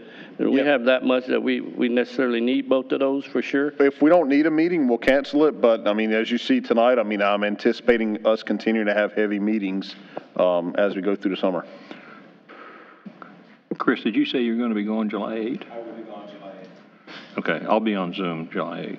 I can be on Zoom if I need to be with. Okay, yeah, okay. I enjoy being on Zoom and the keys, so it's perfect. Yeah. Is everyone else going to be here? Because we've got quite a few public hearings that have already been advertised. Yeah, but I will be on Zoom. I just want to make sure, Councilmember Matthews Yes, sir, I'm and fine. Mayor Jones, you'll be here? July 8th? Yes. Yes. And Vice Mayor McPartland, you're here in person, July 8th? I'll be live and in person. All right, thank you. Are there any changes to meeting dates that require that we have a motion on this? No, this was already approved back in December, I believe is when we approved It's the August date that is different. No, nothing has changed from our approval. It wasn't? We approved this back in December. Okay. This calendar was what was approved. Oh, okay, all right, well, that's fine. Well, I'll keep that then, change my calendar.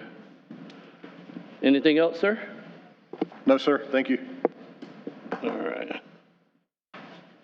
Madam Clerk. I do actually have one item tonight. Great, we like that. At the June 10th meeting, Mr. Gilmore expressed his desire for us to recontinue the having a clergy present for an opening prayer. And I have been doing some research and trying to recruit. So we will have someone here at the next meeting, and I have a second clergy for a meeting the 2 weeks after that. That one's not confirmed yet, but I do have someone for the next meeting. Yeah, all right, good. Thank you. And I'm going to keep working on it and trying to get as many as I can so that they won't feel overwhelmed with having to come every meeting. Yeah. We used to have a bunch. We did. Yeah. It's just a meeting night and time, it was difficult for a lot of them. So. Wednesday's church. Yeah. Is that it for you, ma'am? That's all I have. Mr. Nunn, you're up. Yes, I want to state once again, July 15th and 16th, from 9 a.m. to 4 p.m., you can come sit here and be very critical on every cent we spend, because every one of our directors is going to be here one at a time and is going to go line by line by line over the entire budget. For all you people that think we just throw money away and waste it, come sit down and be super critical with us and talk about all the money you think we should save on those line items, because it's going to tell you every single cent we spend on every single thing in every department over those 2 days. I know it's 2 days and it's during the day, but as you can see, that's 2 full days of budget hearings for you to enjoy and understand where your tax money is going. Thank you. All right, thank you so much for that, sir. Mr. Dodd. I think we're going to need 3 minutes after that, because all the people come in and are super critical. I don't know how to manage that. Okay, I just have one thing, and it's for the city manager. During my trip to Oz, when I got myself immersed into the internet, I did notice a pattern that there seems to be a lot of confusion, and I don't know, maybe these are new residents. There seems to be a lot of confusion about a lot of the stuff that the city does. It's like they don't really have a good background for that. I know we have, for example, we have lists of grants that we're applying for. We have other types of lists from a management perspective of the actions being taken by the staff. And I was just wondering if there's some way that, I don't know whether we can beautify it or how we want to do it, but we can actually get that stuff into the website so people can look at it without it being confusing or without us jeopardizing anything that we don't want to jeopardize. I mean, we don't want to put in there that we're talking to Joe Blow about taking some action that might be confidential to Joe Blow, but I'm just wondering if there's some way we can do I think one of the individuals tonight even mentioned, letting people know more about what's going on. And I have noticed in this Oz trip that I took with Dorothy down the rabbit hole that there seems to be kind of a consistent trend in some of this stuff. They criticize a lot of stuff, not realizing what they're criticizing. And I think it's because they don't really understand what they're looking at. It's just a comment, Brian, that maybe there's some way to think about it. Maybe you can have your staff just think about ways that we can do that. Maybe Avery can think about some things that can be done to make it more presentable. I don't know. Yeah, I mean, very broad right there. So if we can hone it in on something. But I will say that we have our GIS map that's on the website that identifies every single project that we're working on in the city. That's been out there. We presented on that about over a year ago from Ross with our GIS department. So every project we have is already on the website. We try to provide our monthly newsletter. Things are highlighted in that. But we'll try to continue to come up with ideas on how we can share additional information. I think the grants, we can provide a database of grants that we've applied for and awarded, kind of, provide that. We can get that into a formatable document or item on the website as well that people can follow. So I think we can do some of those things and provide that information as well. I have no problem with looking into that. I know this is not, to me, a high enough priority thing to get involved in slowing down the stuff that the staff's doing for budgeting and all that kind of stuff. But I think ultimately, transparency is very difficult from the perspective of the people trying to be transparent to the people who want them to be transparent but don't seem to understand what they're doing. I understand how difficult that can be. And so I think it's just worth thinking through the process of how can we make it more understandable. I know Karen did a great presentation on the GIS stuff and how we can look up maps on there. She came in and did a presentation at the council a couple of years ago on how to find projects or things that are going on and how to zoom in on the map and how to bring up the information. Maybe we can, I don't know, record something like that and put something out there so it's easier for people to understand how to do it. The GIS system is great, if you know what map you're going to and you bring it up, but it's not so great if you don't know what map you're going to and what you're kind of looking at. So it's another one of those things that if you understand it, it's easy. If you don't understand it, it's scary. And the typical person becomes scared very quickly, and then they blame. Then they want to throw blame. Oh gosh, I'm scared to understand this information, so it must be bad. So I think the one thing that I heard was somebody said, well, all you guys do is sit around and sip bourbon and make bad decisions. Well, I know we don't sip much bourbon around here, and I don't think we make a lot of bad decisions, but they just don't understand what's going on. So. Yeah, I mean, great points. We can work with Avery and doing some tutorials on how to find some of that stuff on the website. That's something that we can get better at, and we can do those. And I'll also say in regards to the budget, we have budgeted, we did budget for a budget software this year. That is going a little slower than we anticipated because we also took on the challenge of redesigning our chart of accounts at the same time. And so we're at a standstill with our budget software because we haven't completed our chart of accounts. And that was a heavy undertaking because we went from our finance was always in a simple code format to going to a long code format in the chart of accounts. So that completely involved redesigning our entire account system within the city. So there's a lot of things going on, and I get it. We don't do the best job at telling our story. That's just not how we are. We're not, personally, I know we're not very good at telling our story. And I think that comes from, we want to get the job done and let's move on to the next one. We got too many things going on. So, but we'll do better at that and we'll assess that. All right. Thanks, sir.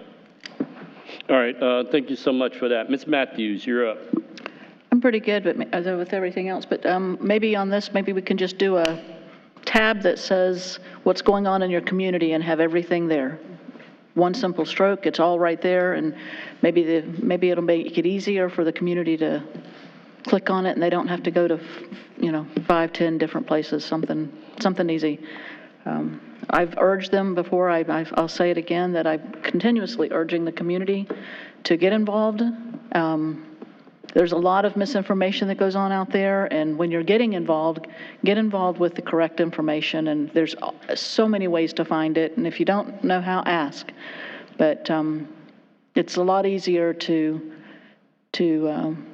work forward and move forward and gain progress when you're dealing with the correct information than when you're having to put out fires and dealing with misinformation. So. Absolutely. All right. Thank you. Ms. McPartland, you still there? Yes, I am, Mr. Mayor. I'm still here. You have anything to say? It's 4:14 a.m. where I am. Ooh. But again, you know, I take that little visit into Oz every once in a while and fly around. And, you know, just being in there the past week, I thought the chambers were going to be packed. So I think the people that live in there, I don't think we could be any more transparent than we already are. And I think Avery does a tremendous job in everything that she's doing, you know, promoting what she promotes. But there's certain people, it doesn't matter what you say. I mean, it's almost like those individuals, they don't want to get informed. But I think the city, we do a fantastic job with, and we want more engaged citizens. We want them involved, and of course we want them informed. But, you know, you go visit Oz, you'll never see the man behind the curtain. But that's all I got, Mr. Mayor. Good night. Good morning. All right, thank you. I won't throw my pond in there about Oz, so we'll just say I have nothing for the rest of the night. This meeting is adjourned.